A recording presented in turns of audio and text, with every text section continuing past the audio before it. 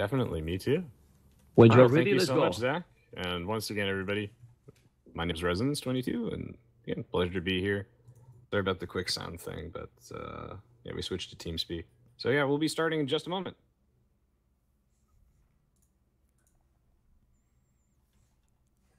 Okay, we're starting. Vamos.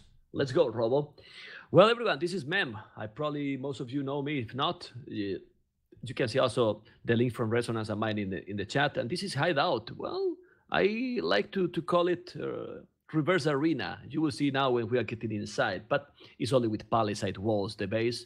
And let's see.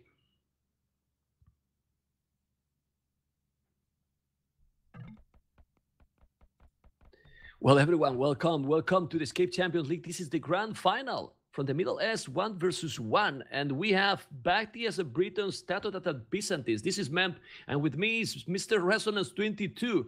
And the map is Hideout. Res, what do you think about this matchup, Britons and Byzantines, for the start for this first game? Always a pleasure to be co-casting with you, Mem, for the ECL and any other tournaments. Always a blast. So, like you said, this is going to be TaToH versus BacT. BacT, I think that this is going to be a really, really good game. Hideout is always a fun one for me because depending on the map generation, sometimes we end up seeing players partition the map in half, and then they usually try and focus on one front and then maybe threaten to open up the other one later. This is the desert-themed Hideout. Also, another interesting fact of this map is that since players do start with these palisade walls, they are still potentially vulnerable to being rushed. It just provides them a little bit of early game advantage. It looks like both players actually have some conveniently placed forests at the front of their bases, which will make a wall off easier. So what do you think, Mem? Do you think we're going to see a little bit more defensive play from them? Well, this map usually is not really aggressive in the start, so go for Castle Age Imperial fight, but I like the wood. I mean, the wood, they are so close. You can see those two landmarks already, and basically, when they chop a little bit of those trees, a tower can be, with fletching, even possible to be in the range, so they will have to move. But according to these civilizations, I prefer Britons here. I don't know, maybe TaToH is gonna plan some crazy fast Imperial or something, because in late game, that Briton range against Byzantines, we know that Byzantines got super cheap trash units, but honestly, I'm not sure about this. Well, we can see for now the first fight with the scouts. He's chasing now TaToH BacT, but let's see, he's trying to explore really fast. BacT, so maybe BacT is going to go aggressive. Also a possibility with Britons with the fast food from the ships. What do you think? Yeah, that's definitely a possibility with the Britons, and they can also abuse their archer range as the game drags on to actually harass the opposing wood line due to the short rush distance between these two forests. I'm really glad that you pointed that out. It also means that trebuchets in the late game can be a huge problem, and sometimes players will opt to open that up entirely. BacT's trying to gather as much information as possible on where the exterior resources are that are not protected by these palisade walls in case he wants to apply any sort of castle age style pressure. But you're right, the palisade walls will keep them safe a little bit in the early game. And now we're going to have to think a little bit more about the map generation, how it's going to affect the way these players play. Well, let's see, because we can see how the goal for BacT is really safe. So you can see it's almost impossible to be attacked by TaToH, which is the opposite from TaToH.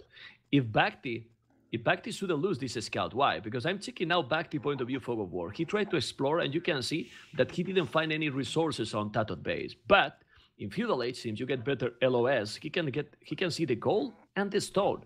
Of course, he doesn't know if there is something else inside, but it's reachable. From a good rush, you can see how they are at the back from that TC, so he can make the aggression. While BacT has the gold safe, that stone is also exposed, but it could be for some early aggression. Anyway, it's hard to know for now. We are getting into the point that we are going to see if they will go up fast to Feudal Age or they will go 27 villages and then probably for a fast castle. Yeah, I'm going to be expecting that type of build from both these players, given that they've got that little bit of extra defense. One thing that I have noticed, Mem, is that almost all of the relics are more or less on TaToH's side of the map. So that could matter, as in Hideout, games can go on for a reasonable enough length of time that the relic gold can certainly accumulate. this is somewhere between the realm of Arena and Arabia. So, or you can think of it as kind of a reversed inside-out Arena, but with palisade walls instead. Both players are going to try and do their best to use their buildings as a makeshift wall off behind their front wall, because they know the palisades aren't going to be that safe, but I feel like the way with the forests actually being generated on the outside of their base, those two clumps, that they could actually just maybe even stonewall those if they wanted to create a pretty powerful front line. Yeah, well, I'm checking, and I see that Tato is going for gold. You were mentioning about the Arena. These civilizations in Arena are very strong. I mean, Byzantine is one of, maybe now less with so many civilizations, right, with the Warlord kingdoms, but Byzantine is always so versatile. And about the relics distribution you said, why not going for Monk Ras and also take the relics? Byzantines are so cheap to go up to Imperial, and I would love to see some aggression with Byzantines. I think will be amazing. But they are going 25, 26 population, so they are going for the fast castle. Oh yeah, definitely. And I think that that's the safer, better play. I'm just curious to see what these players actually do with the map generation. I think that almost all of the actual fighting is going to be on the top half of the map for the first part of the game. And then in the later stages of the game, players are going to threaten each other on trying to bust through those back walls. But in the meantime, if you go around the backside, the rush distance is way too far, so I don't think either of them are going to risk it. This is a very interesting Civ matchup too, because while the Byzantines can get to the Imperial Age really quickly, that is going to be something that I feel like Tato has to leverage if he wants to come out on top against the Britons, because the Britons' excellent range, they don't really fear most of what the Byzantines have to offer. They're missing siege engineers, their cataphracts die to elite longbowmen. It could be a little bit tough if the game goes super late, I think. Well, for now, we can see that they are going different strategies. BacT will go archery range and blastsmith, most likely. Yeah, he's doing the archery range and blastsmith, and Tato will go market and blastsmith. There you go. They will go both for Castle Age. Probably he will try to make some arches. Then there is open some possibilities. He can also build a siege workshop and try a siege tower. Seems they can go through the palisade. Still, the map is open, so Tato need to be careful. But let's see. Let's see. I really think that Tato will go probably. If he's not mining more gold, it will go for extra TCs and just probably some mini boom and maybe a monastery going some monks and try to get the relics. He can see the relics already. Let's check Tato point of view, Fog of War. Not yet, but he will start to explore probably more. Well, he can see one, and he didn't explore at the back. So let's see. He's walling already that area with the houses, starting to wall everything, and the Castle Age time is pretty quick. BacT with 1 villager more. Is he without even the loot? Oh well, but Tato 2. Oh, that's nice. BacT is 27 villagers up faster than Tato, and with 1 villager more, that means really a smooth Dark Age from BacT. Oh, very smooth indeed. Part of that is due to the faster sheep gathering that the Britons actually get, so they don't have as much idle time in the Dark Age. But also, that's just some really great play by BacT. He's mining a ton of gold, so like you said, I expect to see some crossbows from him. Researching, fletching, both players are getting double bid axe for that huge eco boost, and he's going to try and do some raiding on the front half of Tato's base. I like that you brought up the possibility of a siege tower, as it's certainly a great way to get around these palisade walls and kind of get the surprise in your opponent, because that unit is surprisingly fast. The thing is that Tato wasn't born yesterday, so that's why he's trying to double layer his walls so that they don't actually are vulnerable to a siege tower. However, he hasn't been able to get up a double layer across the board. And as a result, BacT's in the Castle Age instantly clicks that crossbowman and bowsaw. That's how you do it. That's how you get to really high rating. And now he's going to start applying some pressure because you can't wall behind it because those archers have some range.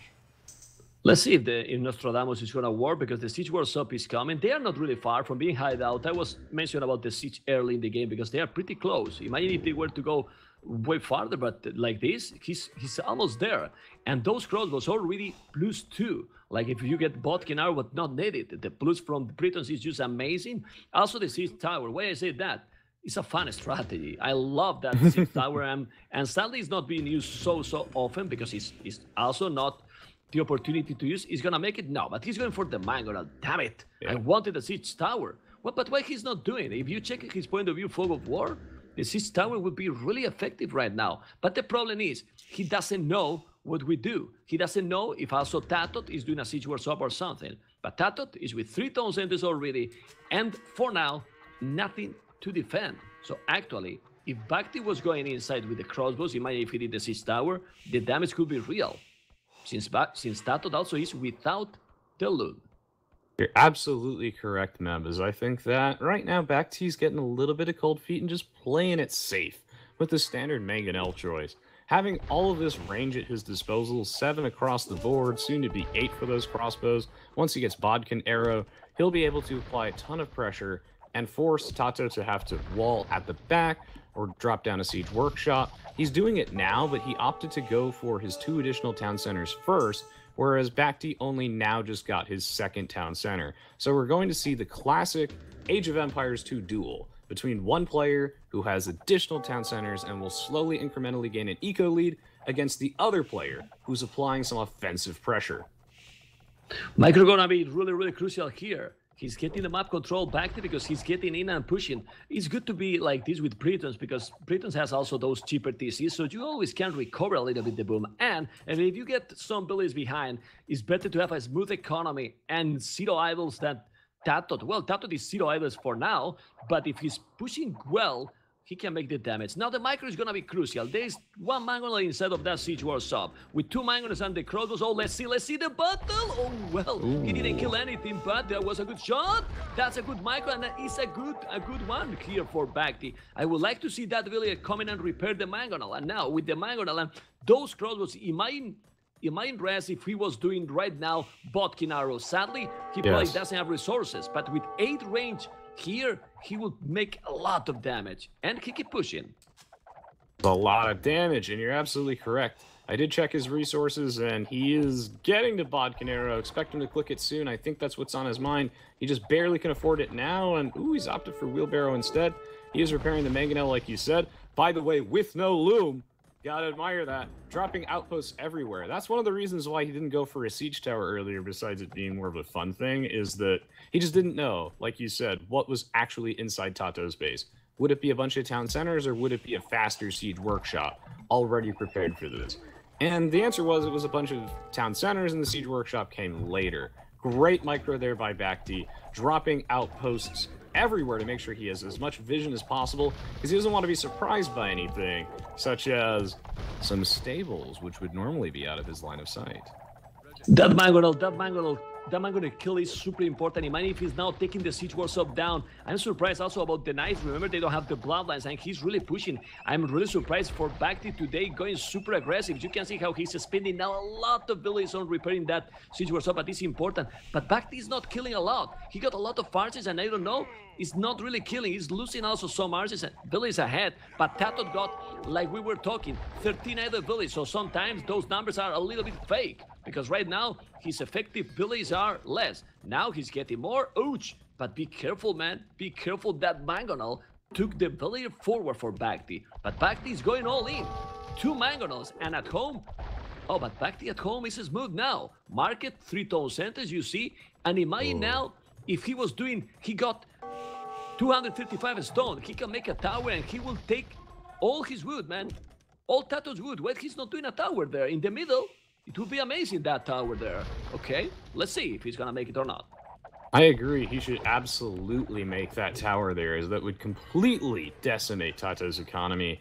One of the interesting things here, there are a lot of them, is that BacT only has 1 archery range producing currently, so that's why he has a small number of crossmen. Needs to be extra careful about losing any of them. But with so many mangonels, he's realized, even with the Byzantines' extra bonus HP on their buildings, I can just destroy this blacksmith and market, destroy all these houses, and that is still a loss to TaToH, and has forced TaToH into what would normally be a suboptimal type of unit for their civilization, which would be the knight, because again, they don't have bloodlines. It looks like he's not training any of them yet, and instead has opted to put down 2 archer ranges and another market. So that's 175 wood down the drain.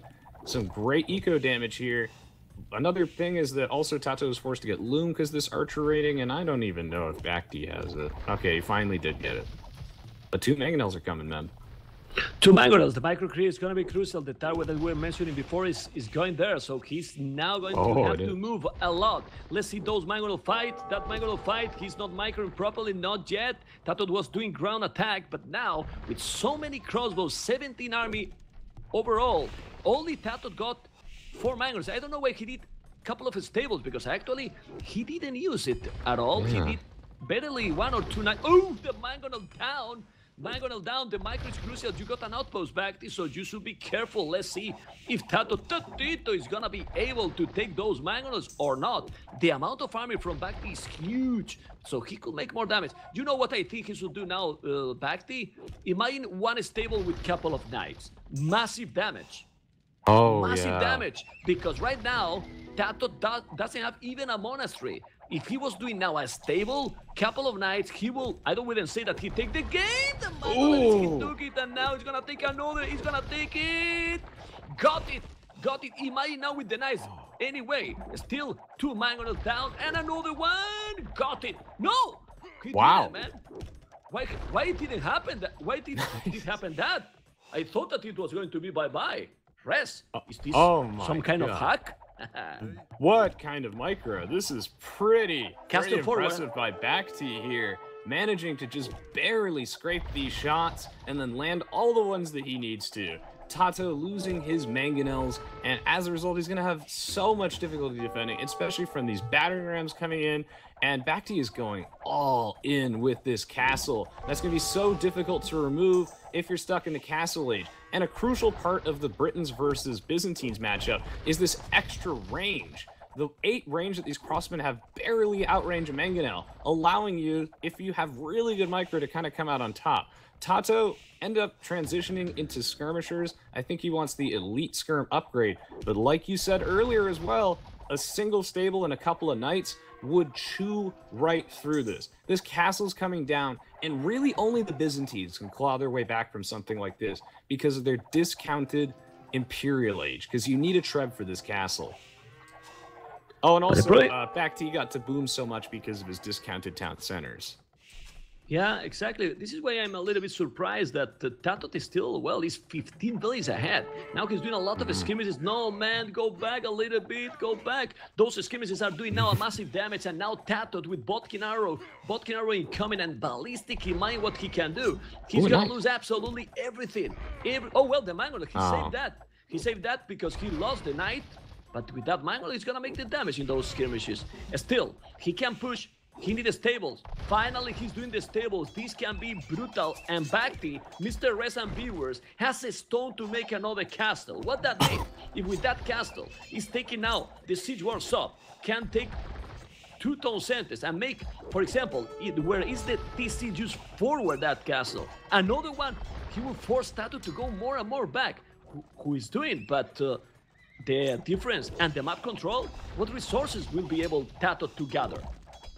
Oh, the answer is not many, Mem. He does have a gold and a stone at the back, and he's making the correct play, which is take your economy, take Bikini Bottom, and move it somewhere else. He has moved it further south, where he has a gold and a stone mine, and if he can stall miraculously until he gets to the Imperial Age, he can remove all these forward castles and maybe stage the comeback of the century, but that's going to be so hard as he's lost so much of his economy. And the thing is he doesn't have enough eco at this point. He has to pick between either getting crucial blacksmith upgrades like that defense upgrade, padded archer armor, versus these Britons crossbows, or scale barding armor for his knights, or try and get to the Imperial Age and shred this castle. He's in so much trouble because of that, and you know things are looking rough when your opponent is mining your stone. But Tato going for that discounted imp because he knows what he's doing. Gotta get to imp, get those trebs out. Do you think he can do it, man? Well, I don't know, because Tato has balanced his economy so much to go up. And to make trebuchets at first, he needs to make a castle. For now, he doesn't have, but maybe he can go chemistry and then go for bombard cannons. For now, we will see how he's still getting more and more map. In the south, we can see how he's walling the map completely, so he wants to be safe. I mean, BacT don't want to get raided. Don't want to get raided. Back the economy is still not the best, but he's getting more and more map. And with that castle, bye-bye another goal.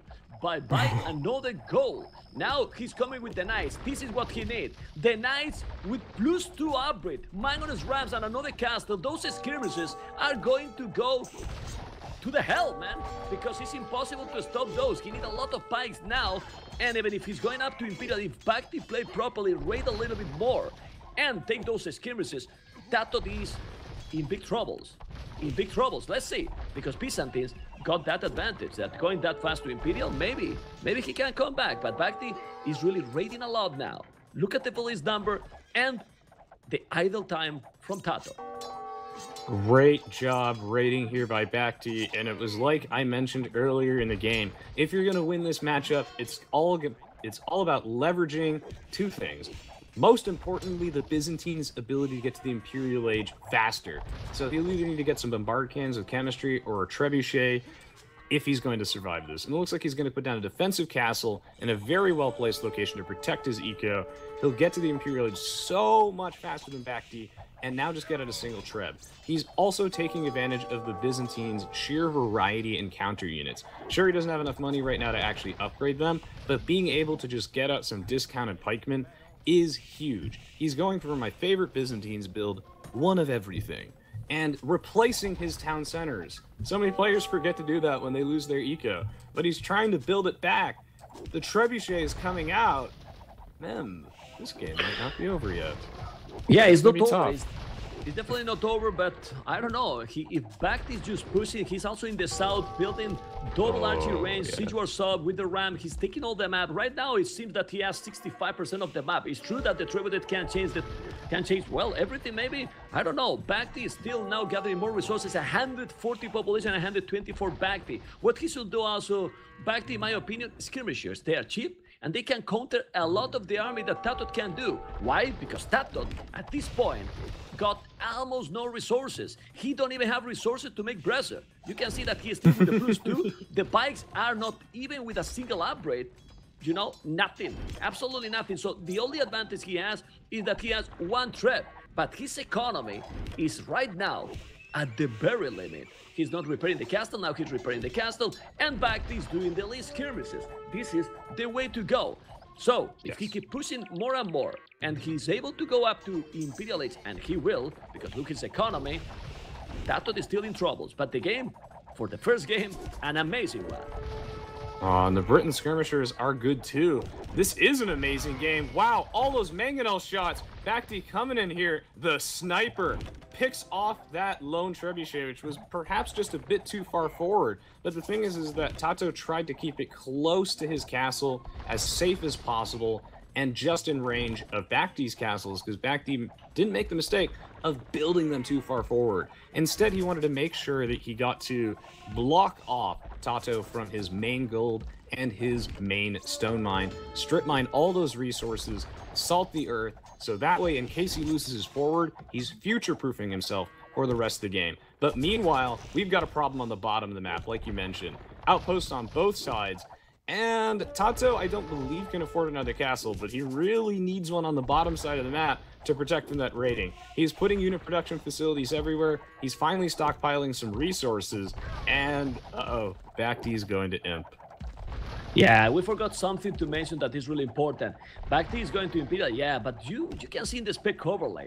We probably didn't notice, guys. You probably did it. It's a Tyrant. Tyrant? Who forget that clan? Nobody, right? BacT was a Tyrant, so we have Tyrant versus Secret. You thought that Tyrant is dead? It's not, man. He's still there. He keeps the tag, the Tyrant. What that means, that now he's playing as a Tyrant 1. He's playing super aggressive BacT, but TaToH is defending like a warrior. You can see his population under the pressure, 160.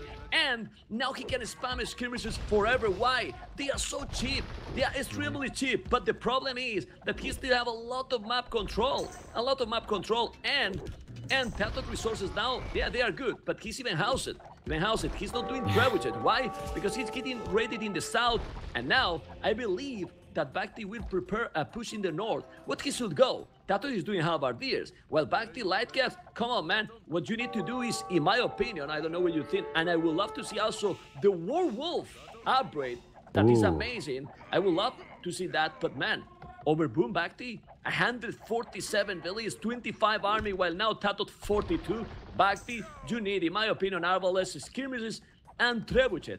Nothing else he needs. Yeah, I think he did overboom just a little bit because he's desperately trying to get to the Imperial Age to resolve this massive economic discrepancy and technology discrepancy.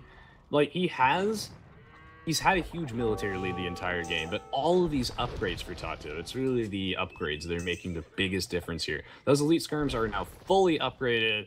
You know, two-man saws coming out. The chemistry upgrade, I think, was a great choice from TaToH, which will allow him to slowly move the line forward, demolish all these buildings, while also protecting himself against opposing mangonels and trebuchets. Now he's deploying all of his trebs at the front of his base and using his bombard cannon to strategically pick off each of those mangonels which weren't being watched. This is when the sheer diversity and flexibility that the Byzantines have really come into play, and now it's up to BacT to try and get all of his technologies out, abuse those arbalests with yeomen and maximum range, get even more elite skirmishers out. I feel like you said, the light cav aren't too impressive here, but he's just looking for something to beat these skirms. And I feel like maybe onagers would be better or something. Yeah, what do you think? But what I think is that BacT resources is looking like Michi resources, little by little. And he has, no man, look at this. Right. He lost the castle now, and he's housed. He needs to make, look at the castle he's doing, I don't know, but he needs houses, and he doesn't need to delete villages. 160 villages with Britons is just massive. It's a lot. You need army. You need the opposite. While TaToH got 70 army. 70 army. Siege rams gonna be really complicated to stop.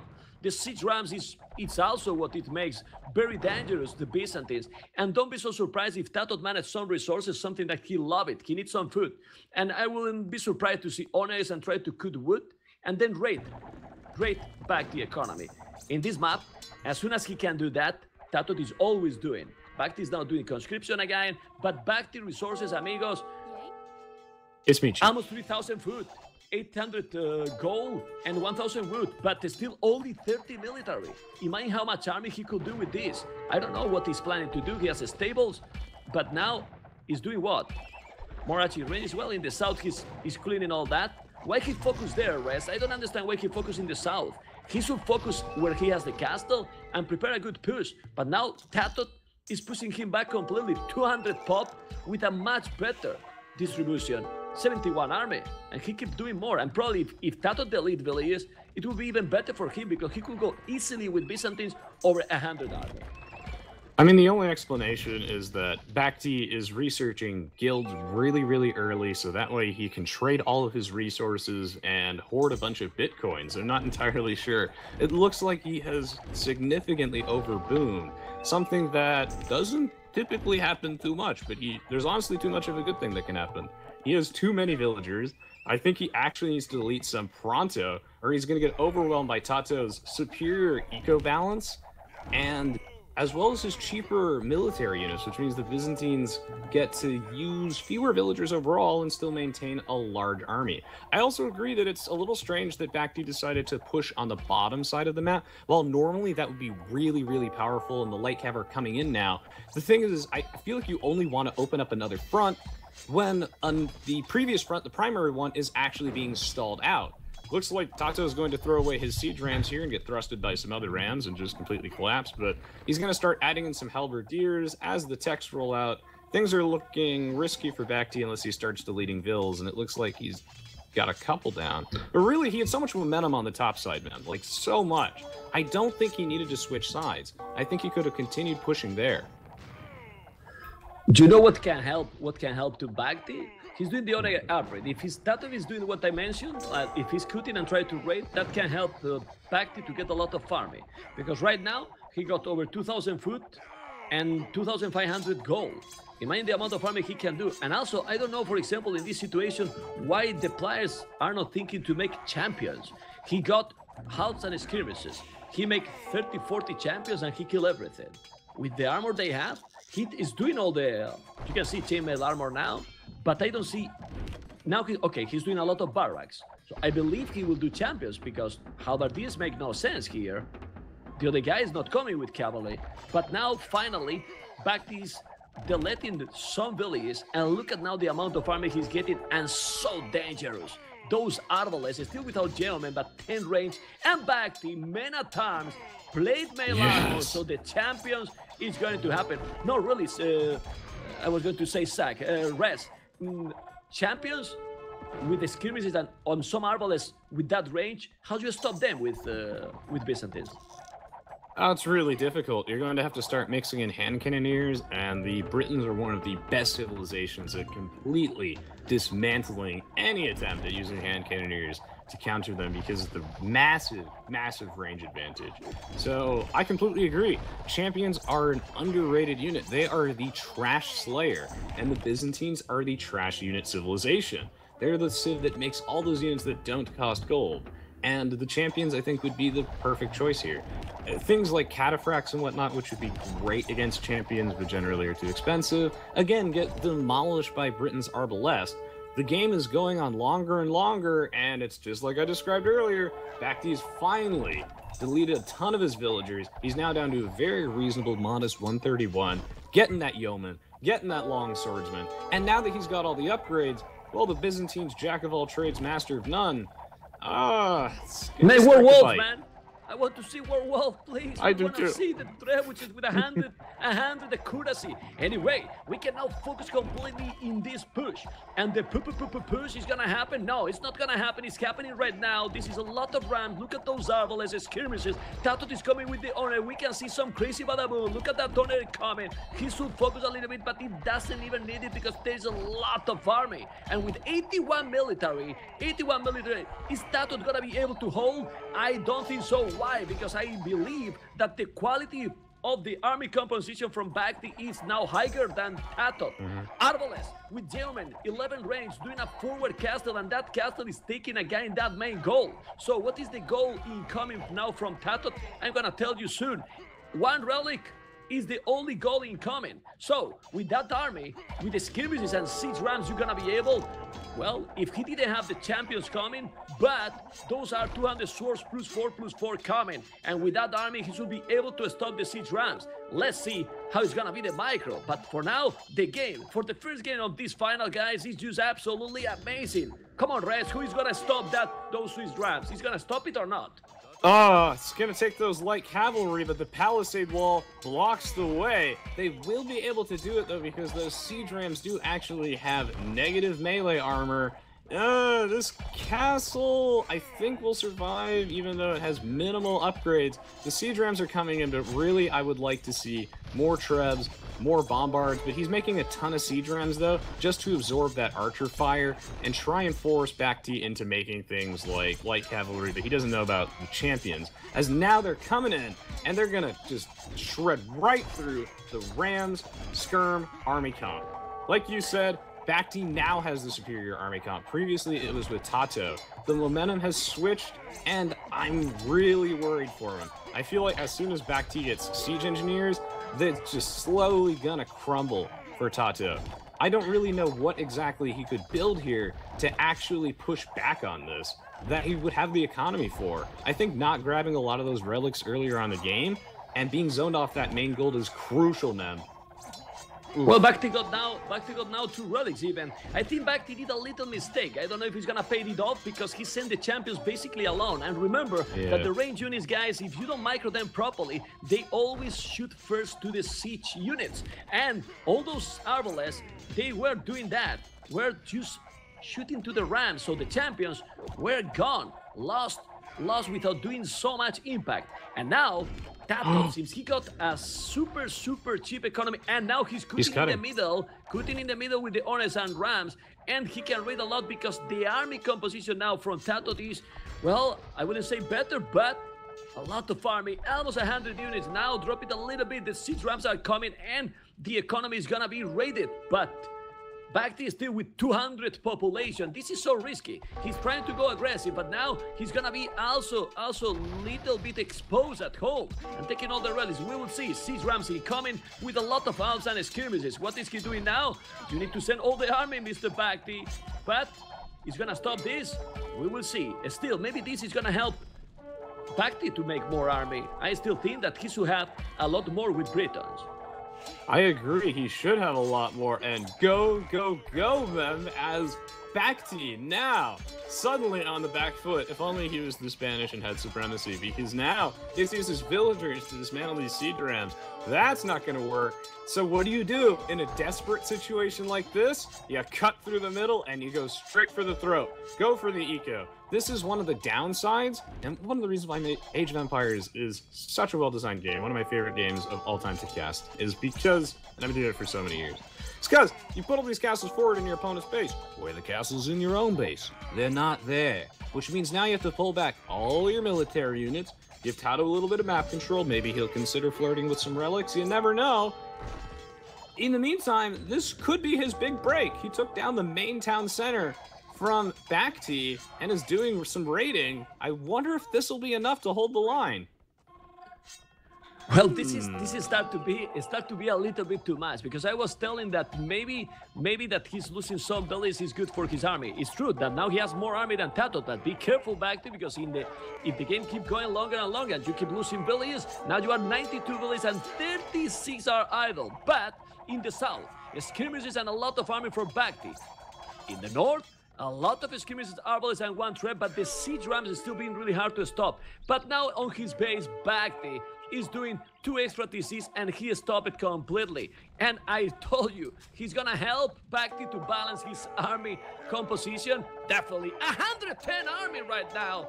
110 army, a lot of army, man. And then he's telling, thank you, Tato, to help me to don't delay the village. But the rams, you need to stop the rams, and somehow you need to push and raid Tato. Otherwise, Tato can produce army forever. He has 2,000 food in the bank. Well, now less because he's spamming everything, and 1,400. The problem for Tato is, well, and now also for BacT, the goal.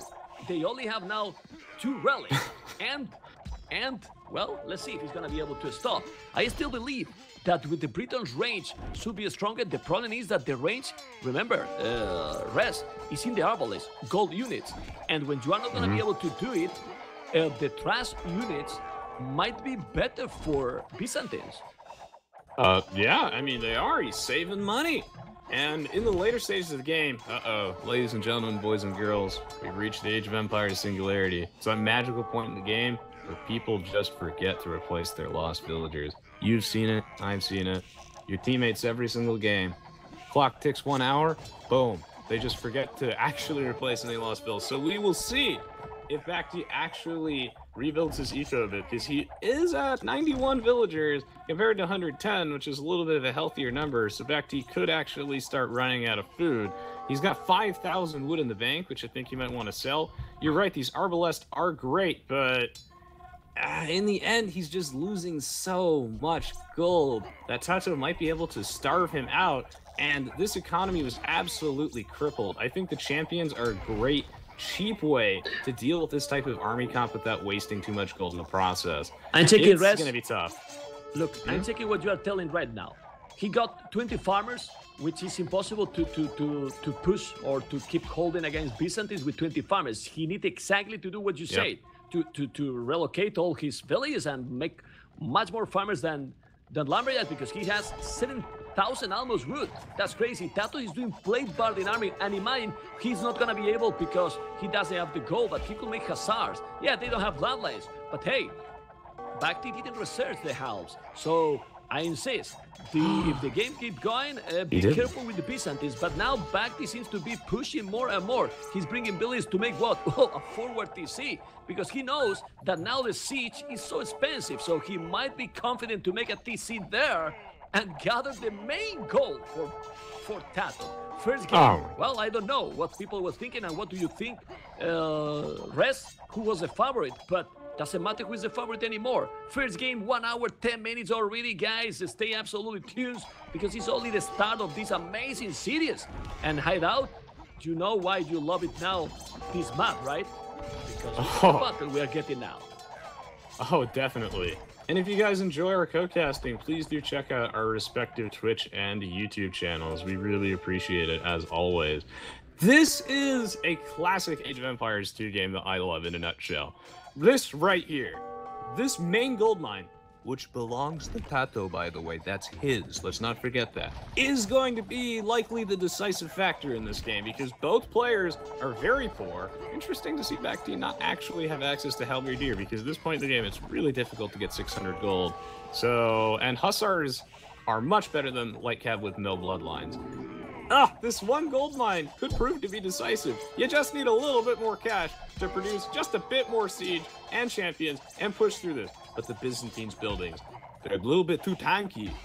Will we see Tato able to starve out BacT? Because I think it's looking a little grim. He did a ton of damage to the eco. But he's just got to stall a bit more and get control of that gold mine. He has the goal at the control, and he's doing exactly what he needs now, Trebuchet. You need to go with the siege. The game is in a moment that right now BacT can push and get the first one. You can see 102 villages is okay. BacT got now, well, 30 farmers. I will make a little bit more. But this is a lot of farming from it's skirmishes versus skirmishes. But those arbals, you see, they cannot reach those arbals. For that reason, now he put 1-2 step ahead with the skirmishes because he saw how those arbalists were doing the damage, but Trebuchet, go. If he take the castle, he can make a lot of damage. Now some light gas will be needed as well, but definitely he's at the very limit. You need more farmers back. It's impossible to have over 7,000 wood and zero food. Zero food, man. It's really, really difficult here. And imagine, almost a stone to make another castle. Imagine where the Trebuchet it is. If now BacT makes the castle. Another thing, if you guys check the mini-map, Sack, Res, 75% belong to BacT. He's basically cornered Tato. He's in a really bad position now, I think. Yeah, the map control is decisively in favor of BacT. And even though there aren't that many gold units in BacT's army because he is running out of cash, he currently controls the gold mine. He controls the hill. And this means that he will be able to produce just a few extra champions, siege rams, and arbalest, and those are a real pain in the butt to deal with if you happen to have no gold. This is such a close game, but once all of this gold is strip mined, there is basically nothing left, and then it's going to come down to map control, clever use of the market, some potential big plays, maybe another cut is necessary. There are actually two fronts going on right now. And I mentioned that 600 gold threshold earlier.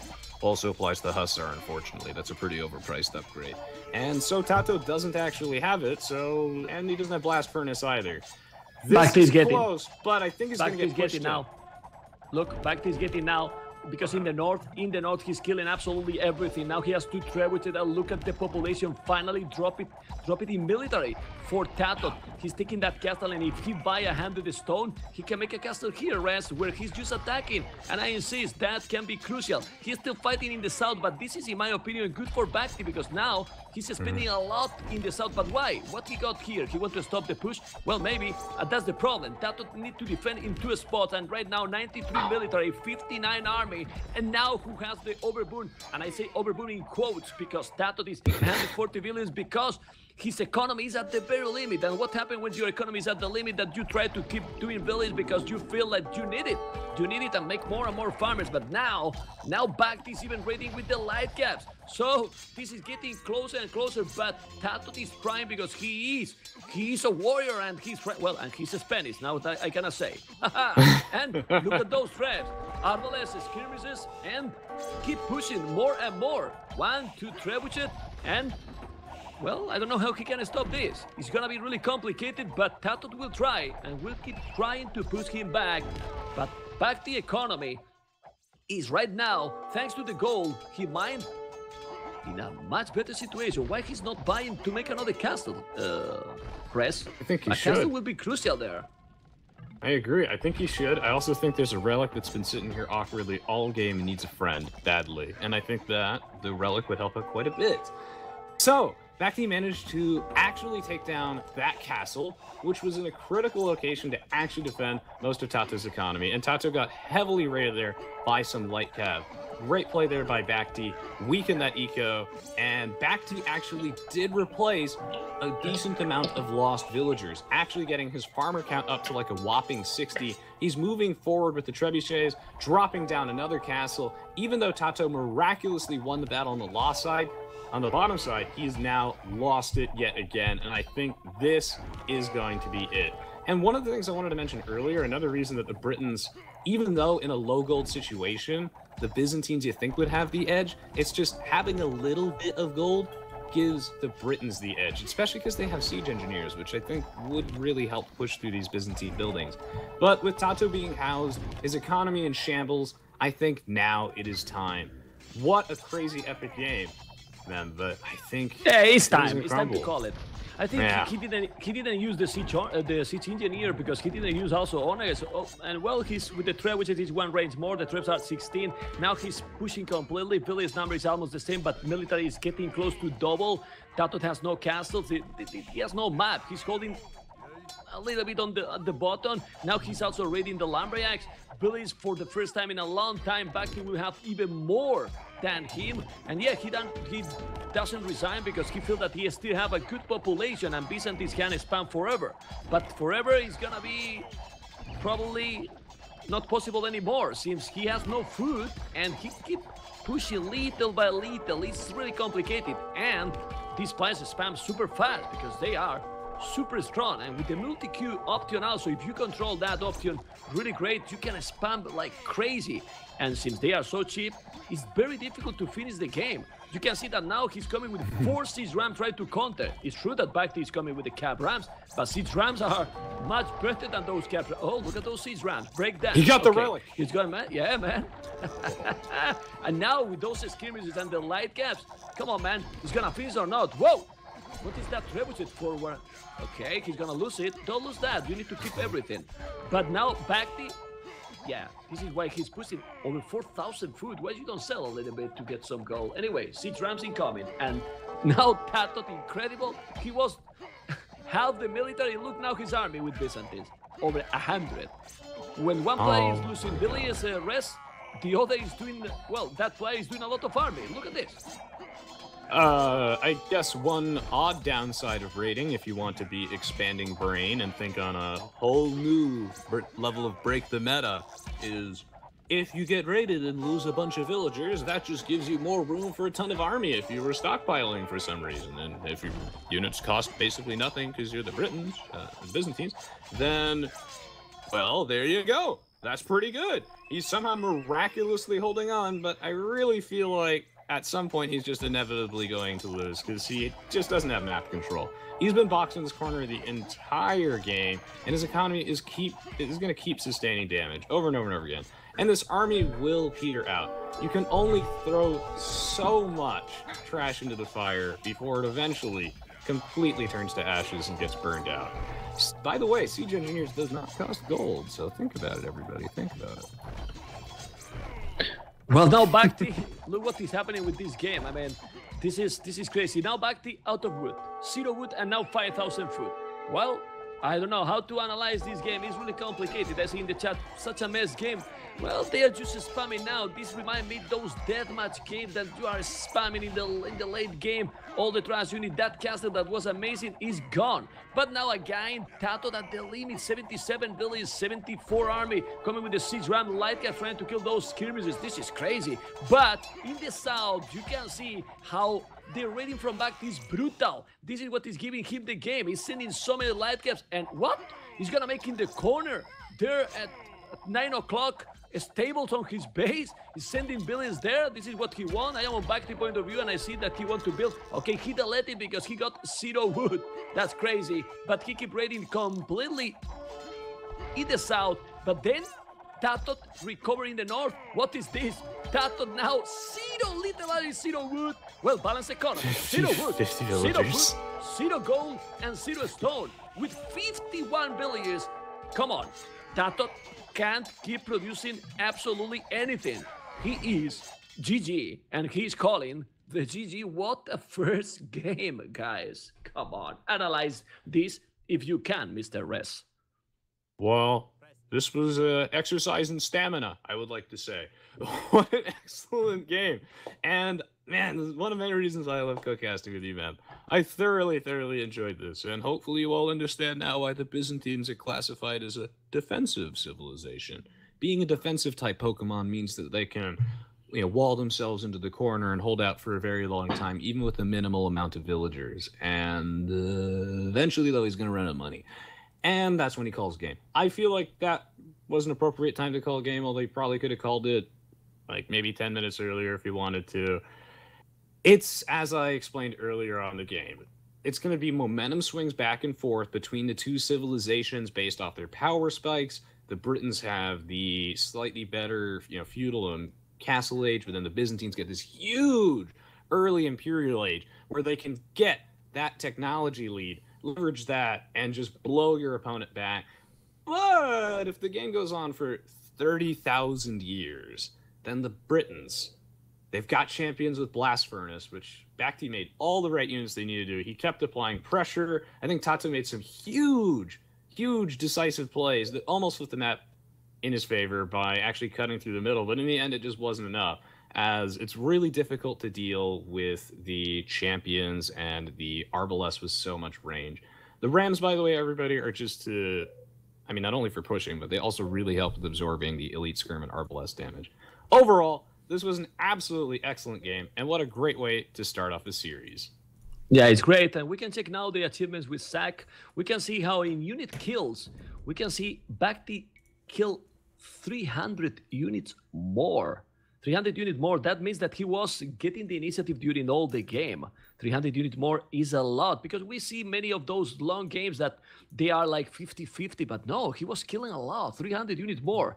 Largest army at the end, it was almost the same. The economy, you can see how BacT did 10,000 more food. The wood was very similar, 1,000 more for Tato, but the stone, BacT 3,000 more, and gold 6,000 more as well. Then, if we focus in the timeline, which is going to be really nice, because it's going to help to understand what happened here, we can see how BacT has got more army during all Castle Age, right? Tato was basically booming, didn't got a lot, but then when Tato reached Imperial, he boosted his army, he pushed him back, but there was a point that it happened the opposite. In the middle Imperial Age, you can see how BacT, when he got killed some of those villages, make a lot of army, and after that, he couldn't counter the Britons' range and the Britons' composition. But also, I really think that BacT, we saw in the economy, he got much better economy, and he could afford that army for a longer time. Yeah, this was an absolutely fantastic game, man. I'm going to be right back after that one, as that was quite a long one. I'm going to grab a glass of water, and I'm really looking forward to Game 2 in the series, and I hope you all are too. Again, you can find the VODs on our respective YouTube pages as well as the ECL YouTube page, and thank you all so much for tuning in. All right, we'll be right back with the next game in just a moment. Let me grab some water. Yeah, well, the awesome next game. Oh, sorry, man, but I just jumping in there. I want to say that was a sick start to the series, and BacT coming out strong. There was a point in that game where I thought Tato would push it back, and I think in the end it all came down to the gold in Tato's base. I don't know what you think about that, but if BacT hadn't got that gold, and he was gold starved against the Byzantines, I think it would have been over at that point.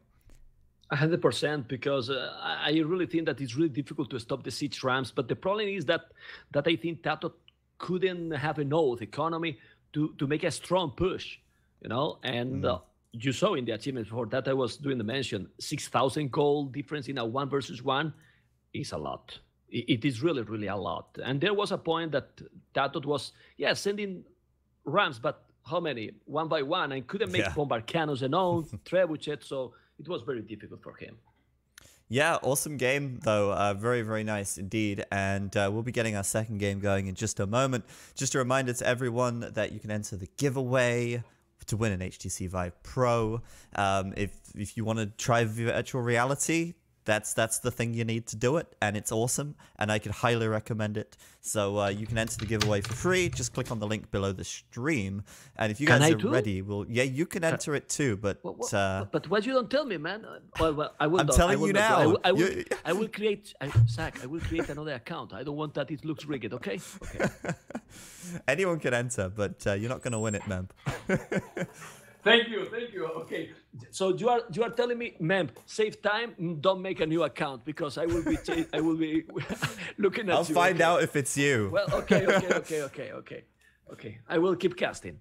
Yeah. Sorry, guys. Too greedy. Is Rez back? I think he's dead, man. Maybe. Okay. Maybe. Well, I'm so excited with the next games, Arabia and Desert. It's amazing. So those two games are going to happen 100%. Amazing. Dry River. Oh man! And for the last game, Zach, Mediterranean. What an amazing can be Mediterranean. Come on. We want to see Arabia Desert and Dry River. Mediterranean. Will we get there? I don't know. Yeah. We'll see. But yeah, Arabia coming up next. That's going to be super exciting. Always a fan of Arabia, and definitely look forward to seeing that one play out. I'm back, by the way. Thank you. I had to get some water. No problem. Hopefully, we'll see BacT putting in another great performance, because I think most people would agree Tato is the favorite in this series. Just look at the games won lost by Secret. Like Secret have won 15 games and lost 3 so far this whole tournament. VNA have won 5 and lost 6. So just looking at that alone gives us the impression that Tato would be the favored player. But I'm going to stop talking and let you guys do the talking instead, as we're going to go into Arabia for the next game here. Well, for this game, I want to tell to you guys, I have been casting the other games in my channel, and I think, if I'm not wrong, the only game that BacT lost was the one that he was defensive. Today, when he went aggressive, he got the game, which is absolutely great to see BacT in a good shape. And right now, guys, no more waiting, because the game is going to be there in the screen super, super fast. And there we go. This is, yes, the second game after the first game, Escape Champions League, and we got a Hands War. And you might say, Hands War? Oh man. If you watched the last weekend, Team versus Leader with the Hands War, stay absolutely tuned. With me is Resonance 22, and this is Arabia. Who doesn't like Arabia? Come on, Res. Who doesn't like Arabia? BacT as a blue and Tato as a red. Come on. Oh, I actually love Arabia, and we actually get to see them, the classic Huns versus Huns Arabia. And I know that some people are like, I've been watching that for years. And for me, I've been watching that for maybe even more years. But it's been a while since I get to see that, and I actually thoroughly enjoy it. I think it's a really high skill cap matchup, just like how I enjoy the old style galley micro, even though sometimes it could be a bit repetitive. I'm super hyped for this game, especially after the previous one. So if you haven't seen game 1, make sure you do. And again, always a pleasure to be casting with you, man. My name is Resonance22, guys, and let's get in to game 2 in what seems like is going to be an epic series between BacT and Tato. We can analyze now the maps. I am on BacT point of view, and look at the goal at the back. There would also at the back, but there is a big hill incoming here. The performance with those hills is not the best to gather all the resources, and also you have to be careful, because if you get some rush, it can be really complicated. You always prefer a flat area, like it happened, for example, in front, that is more or less completely flat on the left. He has berries, stone forward, but also on the right side, many hills. The deers are not really far from the town center, all right? And then if we check TaToH map, we see that the wood is at the back, but, well, it's okay. It is okay. I was thinking that it could be a little bit far, but no, it's okay. And then in front, there is 2 big cliffs that looks his map a little bit like Mongolia, and he can wall easily that area. But the main goal, pretty forward, and all the other part of the map, you can see, very open, with the stone, that's truth, at the back. Who get a better map for you, Mr. Res? Well, right now I'm actually following BacT's scout as it looks like he has located TaToH's boar as well as his forage bushes, and I'm interested to see if he's going to actually steal it. And he is. Nice, nice, nice. And now TaToH must be on the retreat and seeing if he can stop that boar steal. Will he be able to do it? In order to do it, he must body block the boar by blocking it with the hitbox of his own scout, as well as try and deal as much damage as possible to BacT's own scout, get it to spaz out, and hopefully it may end up dying. Will this boar get away? Oh, TaToH's got the hill advantage. He's got the high ground. He's doing some damage. Oh, ooh. He tries to get the body block to get that boar in there closer. Can he do it, man? Oh, but send a villager, fast. Let's see if the boar is gonna be lazy. He's gonna be a lazy boar. No. It's not. You see the last second. I hate when that happened. Well, this is when you see that boar that close and then in the last second the boar is not lazy. That, guys, is a MBL boar, guys. You know what that means, MBL boar? He's going back. He's active and he's going back to home. Damn it. Well, with Hans, one boar less, it's probably have even more impact than with the others. And since he's already over 6 minutes without the boar, wasn't be able to push the deer, so his economy will suffer. But right now, the boar is back in time to get the second. That's crazy, man. Wow. What a miracle there for TaToH. And I can't tell you how many times that has happened to me and has also happened to others. Oh, man. That is sad for BacT. So close, but he didn't quite send the villager in time. That's some excellent body blocking by TaToH. People used to ask me, Renaissance. Let me why you spend interrupt so you much for a time on second. Dodo? Oh yeah. Let me interrupt you. Let's just switch Zach if you want the colors, because it seems that people is complaining like TaToH was blue before and BacT red, and we keep the colors for all the cities, and then people is not telling anymore, and so we put TaToH as a blue, BacT as a red. Sorry, Resonance, and let's go. No problem. I was going to say, people used to ask me, Renaissance 22, why you play so much Dota? Because the body blocking with the scouts feel right at home. It's so much fun to actually do that in a good game. And the Huns versus Huns matchup, I'm actually looking forward to. The Huns are a powerhouse on Arabia, particularly because they save so much wood over the course of the game by not having to build houses. It's absolutely fantastic. They get the discounted cav archers. They're a lot better balanced now than they used to be, though.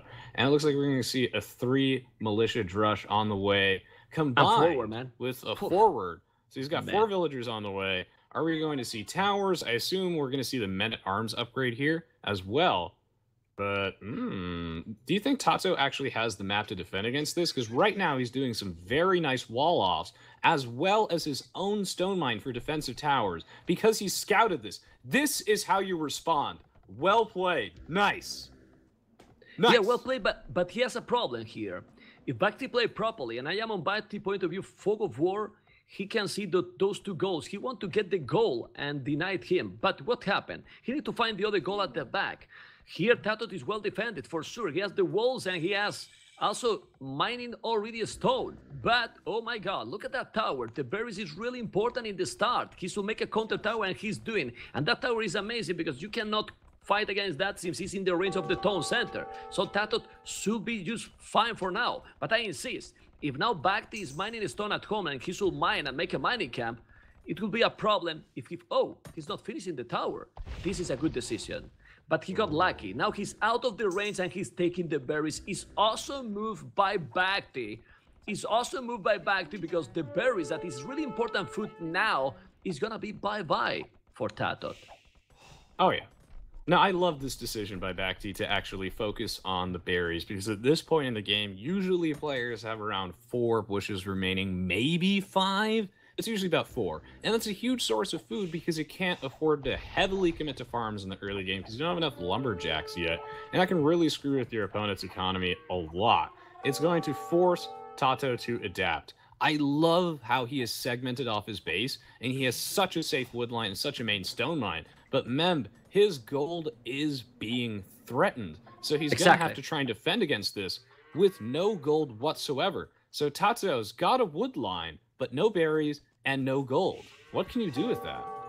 That's really terrible. Well, the only choice he has right now is to defend with some towers and try to go full skirmishes, all style for now. Don't let him go more in, but definitely with what he needs is to attack BacT base. Why? Because if you are getting pushed all the time defending and you are unable to mine gold and don't make damage to your opponent, you will be always behind. The gold is crucial here, and even if you can get some good economy and make a market, is gonna be really complicated. I believe that BacT will not only lame the gold like he's doing right now. I guess that he will try to lame all the gold, and that will give him a big advantage. Now he's dropping the archery range really close to his base, and let's see if Tato is gonna go aggressive at home to BacT. BacT, in my opinion, he will need some defense and make some walls at home.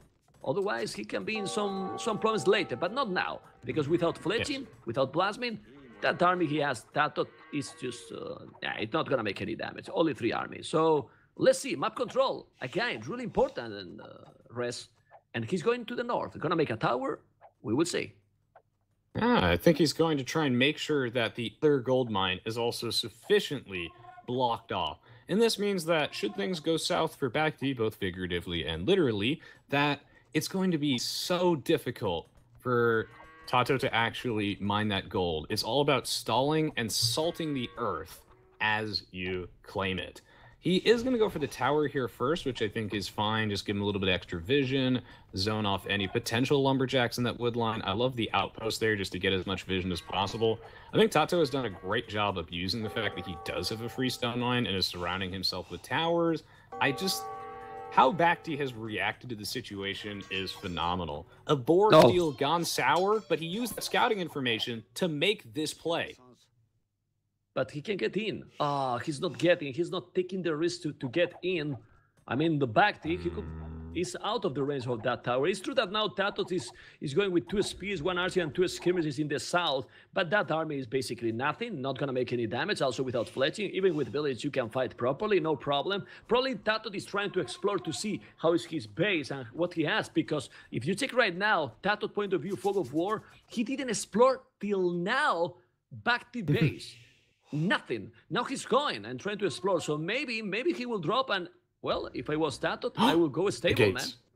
I will go stable. The gates are here. The gates. A stone gate, so nothing. And market, come on, man. Even overreact, I will say. But remember, this is what we are talking with Zach in the start of the game. They don't see like we do everything. With the fog of war, we can see that BacT cannot see what TaToH was bringing. Now he can see that it's only 2 spears, the archer and the skirmishes. But with 1 tower, double gate and the market, he's completely safe. Market, maybe too early, but market is always good to have to balance the economy. Oh, absolutely. It's really underrated, I think, for actually rebalancing eco, especially as the game goes on. I was going to say that BacT, yeah, is very vulnerable at home, and it usually is a big drawback to go for a forward like this. However, he did build a spearman to protect himself from any potential scouts, because scouts don't cost gold. And this trash army, these spearmen and skirmishers, they don't really do much damage to villagers. This isn't something that I think BacT has to be too concerned about, although his stone line is being threatened. That defensive tower, very well positioned from him. I like how he's using the thick hitboxes on his buildings. You might not like it, but that's the ideal building body. And, well, skirmisher goes down, spearman goes down, wolf joins the fray. No more stone for BacT, but I think he's okay with that. He's okay. I think he should make a tower in the wood. I don't know what he's not doing. And honestly, if we check the resources for Tato that are really great, I think he should go exactly what he's doing perfect. But he's going to go Castle Age, or he will spam scouts. Because if you go Castle Age now, without any gold, he's going to Castle Age right away. So he's probably mining more and more stone. Look at that transition to Castle Age, amazing. 22 minutes 59 seconds without gold, so he will just sell resources. BacT is not even close to go up, and BacT for a while, for a really a while, is not doing any damage to Tato. So to be honest, even if you don't have gold, imagine if he's standing now a couple of nights at home to BacT, he will be in big troubles. And Tato, without, well, with a couple of towers and few palisades and 0 gold, he's doing an amazing job to make the damage now and probably take BacT. What do you think? Well, oh, this is brilliant. Man, I just think this is absolutely brilliant. And we've got a little bit of a skirmish going on between some skirmishers, as they'll be focus firing down the spearmen. They do get a tiny little attack bonus versus that, but the minimum range on the skirms always makes those fights super duper awkward. BacT will probably come out on top of this little engagement over here on the hill, but the bigger picture is what your boy, Tato, can do with no gold, stone, and a safe wood line. The answer is he can do so many things. He's got his market in the corner, he's got his blacksmith, and he's buying his way to the castle age. Dude's getting bloodlines, double stables. BacT's in so much trouble because his base is so open, and he doesn't know what's coming. Tato is showing us that while map control is super important, at the end of the day, the element of surprise is one of the strongest elements in the periodic table. I hope we're ready for some knights. Well, but they think that what he's going to do is light cast. Ooh, that works too. There you go. He's light cast because he has no goal. For that, he did some scout. But this, if BacT played properly, look at those walls. He couldn't wall it in time. The BacT gates didn't work out now. And BacT, it's also Castle Age now with the same amount of villages. Really, Tato need to make good damage because still without gold, gonna be really complicated. Now he wall absolutely everything at the back. He's mining gold and is he wall? There's a hole. Ooh, almost. He wall it in the last second. Damn it. In front, look at Tato. He's doing an amazing job. He's microing one village in the north, doing a TC. When the tower is there, and with the TC, he's gonna take the tower down, and he will have gold finally. So, Tato is in a good position with 6 villages more. This is absolutely unbelievable how a good position can turn out in a disaster situation now for BacT, with 8 villages behind and less army. Damn. And going for cab archers without wood. I think BacT wins the award for one of the ugliest bases I have seen. And he had such a strong opening, and played that so well. But Tato manages to pull it back with the Bloodlines +1 light cavalry rating. This is absolutely sick. And the light cav are honestly pretty good versus the cav archers. They've got a faster speed than the knight unit, so he's actually turning it around. With the clever use of the market, I think most players there would have called GG and just collapsed under the pressure, but Tato just adapts. And man, is this crazy. The spearmen are actually going to be a necessity in these engagements, and maybe even the pikeman upgrade. BacT's base is so open, man. I can't believe Tato is actually turning this around in light cap. Yes. Yeah, but he has to be careful because we all know how Hans can be strong with the cab archers. It's true that he's now with the botkin. The cab archers are really, really cheap, and I'm missing the bloodlines and husbandry. He needs a stable. He does have a stable. It's a must to have the stable. He can make the damage with the botkin, but the light cat, like you say, they might work okay against those cab archers for now. Even more with Tato doing chain bard and armor. And is he doing some knights? No, he just make the +2. And now doing Morton Centes. The difference with the village number is just huge. It's just incredible. But if now BacT only have one chance, one TC push, he should go all cab archers, fully upgraded, probably university and ballistic, because if he tries to catch up in economy, it's not gonna be possible, Res. He has already 3 TCs up, and with husbandry, even those light caps. So you need to go. Oh my god, that micro, man, is bad for BacT. You need to go back, man, and make more upgrades, or you will lose everything like he's doing right now. Damn it. You know why he got caught, man? Because he got caught by your boy husbandry, and then the scale barding armor. He's got the +2 as well. This is seriously some break the meta stuff right here. We're actually seeing a really powerful, compelling use of light cavalry in the Huns. This is what Break the Meta is all about, is adapting to weird situations and knowing how to get yourself out of them through game knowledge. I don't think that many players in this situation would have built that market in the corner and immediately been like, yes, Bloodlines, light cavalry +1. He could be going for knights right now, but I think he's saving that gold. We'll see what he's saving it for, but going for these light cav here in the meantime, I mean, BacT doesn't have the eco to really make these threatening yet. BacT does have bloodlines, but the Light Cav doing that serious raiding with the husbandry to chase them down, full well knowing that BacT's stable was delayed. Oh, that is such a sick play. This is called experience, because he know that he's ahead in economy and that he was going to have arches. Also now TaToH got a castle in front of his base, so imagine how secure he is now at home. With 79, almost 80 villages, he's like 26, 27 villages more already than BacT. Some people ask me many times, hey man, how to defend against a forward? Watch this game, guys. Watch this game, because without any damn it, Marauders! Yeah. So he's gonna go Tarkan and Castellage. Imagine what he can do right now. Well, I'm telling you guys, I'm telling you what BacT can do. I'm sorry to say, because I would love to see a long game, but hey, if now TaToH is spamming those Tarkans, what he can do now? Yes! Alt F4, man. Alt F4, it's really complicated. He's super ahead. Maybe he's gonna now come with, I don't know, crazy amount of Cavalry and go siege, but man, it's gonna be really complicated. Let's see. This is the play. TaToH is on tier 4 expanding brain. He did not build any knights. He was saving that gold. And it was for Marauders, which will allow him to create the Tarkan unique unit at the stable, which now has 3 pierce armor. Oh boy! Oh boy! Cavalry with an attack bonus versus buildings. Generally, sometimes underappreciated. Here comes the Light Cav ambush, and they're too fast. Look, you know who's got no micro? Apparently, BacT's got none. And now he's gonna get torched.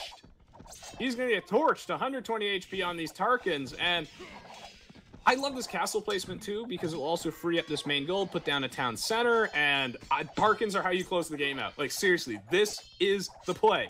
Look at these tables! He's spamming Tarkans in Castellate. Look at the score difference, the population difference as well. Now he's in the north with some Cavalry doing some damage, but not many. It doesn't matter anymore, in my opinion. He got like 30 villages more. Well, BacT economy. BacT economy, of course, seems he's only doing few Cavalry. He's about to go up to Imperial, but with 70 villages. Be careful then, because hands are cheap. He can go crazy Cavalry, but I insist. TaToH will go for a crazy push, I believe. All in Castellates. Don't be so surprised that now soon he will send Villiers forward, make siege, and go push with Rams as well. And try to finish this now. The score difference is just huge, and the push is incredible. People was asking in the chat what Marauder does. Rez explained properly already, and those targets are just amazing. Just amazing. Look how they are killing a lot. And now army even more for TaToH to rest. What he can do now? Well, BacT is up to Imperial. Let's see. Because, well, if he's doing Brescia and so on, I don't know. But his economy, well, he's getting ready. He's up to Imperial, but look, he can take that TC even if he's killed those Cavalries. Oh, man. Okay, so I've already decided that this is going to be Break the Meta episode 26. I'm going to add it to my AoE Break the Meta playlist. So, I need to think about this, though. Like, what do you do in a situation like this? TaToH's not just memeing guys. Tarkans are actually a good play and the absolute right play here, as that 3 pierce armor is critical and a great way to close out the game. Now, BacT's response... Look at his reaction! Was to go to Imp and then resign. LOL, GG! Look at that reaction from I was gonna think, I was like, what is the... What? Do you go to Imp here? I guess I don't get to think about that. Look at that reaction! LOL, GG! I'm sorry, guys. I'm sorry, not professional at all. But man, I couldn't stop the loud. Being spontaneous 100%. He just loud and called the GG. Sack. After this, what we can explain? BacT said LOL and see you in the next game, man. Unbelievable, man. Keep watching this series, guys, and make sure you watch the previous game. Honestly, GG. Honestly, now going back serious mode, Rest. The previous game was fantastic, was so intense because it was over an hour. But this game, to analyze, to make it like a video tutorial, is just amazing. This game, this performance play by TaToH in this one is beautiful. Is really, really beautiful play. So we can take in the achievement, and it was epic that in military TaToH got a lot more kill at the end, of course, more army for BacT, but the economy the economy, Tato with ridiculous 2,600 gold, but huge difference with the food, wood and stone. It's amazing how he reached Castle Age in 22 minutes, make the light cast, and then he boomed completely. And with that Marauders in that castle, did an amazing game. And remember, BacT was up to Imperial. Amazing game to watch, really. Oh my goodness. I can't wait to sit down and break this match down piece by piece, because this went by so fast, but it was so good. This is quality Age of Empires 2 right there. Such a strong opening by BacT. Sure, the boar lure didn't work out, but he used that scouting information to make a really strong play on Tato. Literally corner him, box him in, put on a ton of pressure, but only Tato on the next tier actually is just like, wait, I can do this. Get the husbandry, get the light cav. That was incredible. And I cannot wait to see the next game in this series. Oh my gosh. Well, GG, that was Rez just experience and countdown. Because if you panic in these situations, you probably get the GG. But Tato did a great job, and the series are now with the equalizer. That was totally awesome. Really enjoyed that game, man. It's so crazy to see Tato going for that Marauders play, but I think that the lol GG was probably because BacT thought, hey, I've lamed his gold, I've got him backed into a corner, and then he dies to light cav and Tarkans, right? That's pretty funny, and I like BacT because, you know, he has a sense of humor. He doesn't take it too seriously, and I think that's important. Mm-hmm. I think that lol was like telling, well play. Yeah, sure. Yes. Of course. Of course, it's not like there's $1,000 for first place or anything, but still, it's tied up, and we'll have third game in just a second. Are you guys ready? I do. Yeah. Cool. Let's do it. Here, I'm gonna back out of the game and be right into it. That was impressive. That was the exact opposite of the previous game. I'm gonna grab a sip of water while it launches, and yeah. Okay, let's see if we are launching. Let me check the room. Yes, Robo is doing the damage, doing the job, and Dracon say in the chat, yeah, BacT is a guy who doesn't care, right?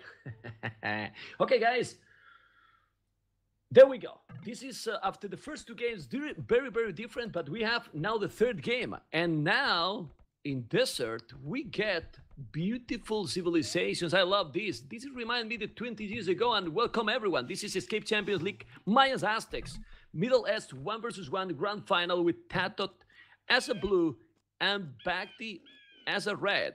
And it was like this the previous game, because now with the colors I get sometimes, I think it's the right color, right? We have been used it. So, Rez, I prefer Mayans in this one. What do you prefer? And thank you for being here with me. Love to casting with you. And Mayans versus Aztecs. Love Mayans, man. Aztecs maybe in early game in this crazy map. Yeah. Hello, everybody. As always, you know, my name is Resonance22. And of course, ma'am, I love co-casting with you all the time. Such a blast. The last two games were insane. Again, if you haven't seen the last two games, what are you doing? Go watch them.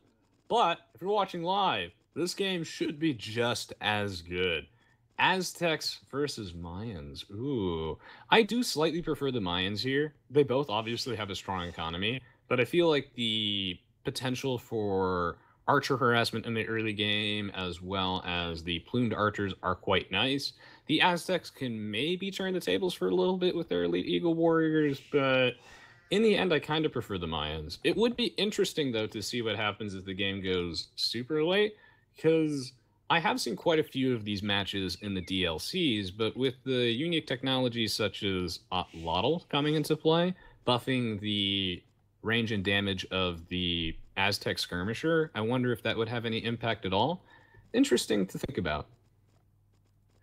The problem with these civilizations is that sometimes we focus in the theory. And what happened with these kind of maps, that everything come a little bit unpredictable. We can check now TaToH map, and we can see that the berries are pretty close to the TC, which is absolutely great.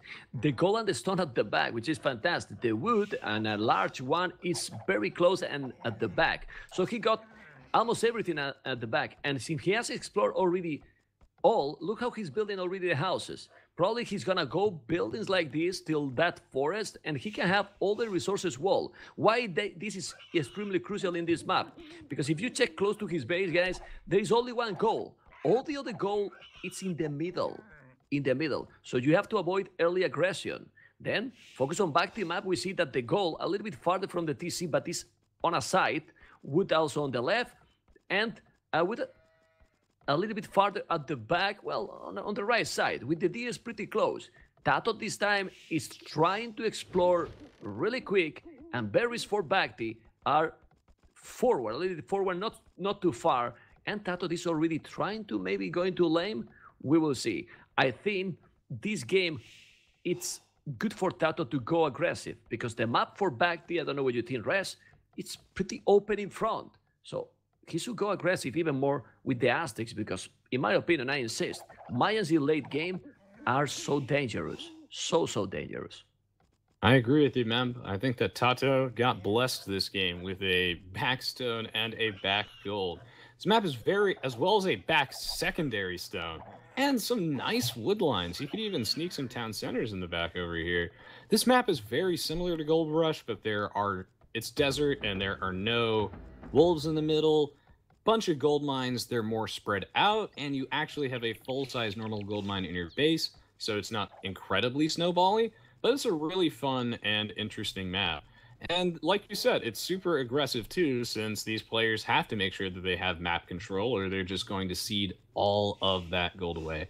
I would like to see Tato flipping things around and being the offensive player this game. And it looks like BacT is going to be doing some walling at the front, protecting his berries, everybody setting up a nice eco foundation for the game. And they're both looking for scouting information. Tato's scout does take a little bit of damage. They were doing a bit of a duel on the hill, both of them actually at the same amount of HP. And now I think their strategies are going to come down to just what they see in the opponent's base. Okay, well, let's see. Oh, I love when this happened. I was going to say something, but I see 10 minutes, 13 seconds, both click up at the same time. Incredibly smooth and amazing for both. Of course, BacT with one villager more, because Mayans, you start with one villager more, and he keep it with a really smooth Dark Age. So now we're going to see some feudal battle. But BacT, it's little by little trying to avoid what I said. Trying to avoid that his map is bad for Feudal Age. Why? Because he's walling absolutely everything. Tato already doing the militias, while BacT is now doing the barrack. Let's see. What is he going to do? Mining gold? That means he probably will go archers. I don't think so. He's going to go eagles. You think he's going to go eagles? Mayans? I will go archers, at least for now. I would go archers as well with the Mayans. The discount and just the superior eco is very, very nice. But the Aztecs eco is great. They produce military units 15% faster. They don't spend as much time walking with their villagers because they carry +5. One interesting thing to note is that Tato took quite a bit of damage on his Eagle Scout in that little skirmish earlier. He instead decides not to continue his fight, just get some scouting information, sees the long-distance deer gathering. Does he see anything else? Because the militia are coming forward. I mentioned that he scouts the barracks. The militia coming forward, you really want to, when you're the Aztecs or Mayans, leverage your Eagle Scout alongside your militia to do some heavy, heavy damage, as the Eagle Scout is really powerful in the early game. But they're both pretty weak. Ooh, here comes the ranges. Yeah, well, he's coming now. He's now coming with the 3 men attempts already. And BacT, this is what I don't understand many times. Why you wall all the map and then your main resources, you let it completely open. At least wall yourself. I never understand this. I mean, you have spent a lot of resources walling absolutely everything, but then you don't wall anything on the left. So your wood is completely exposed, and now those men attempts are doing the damage. For now, he didn't kill any villager, but okay, he did a fast and quick walling in the goal, but one lumbercamp, it's basically bye-bye for now.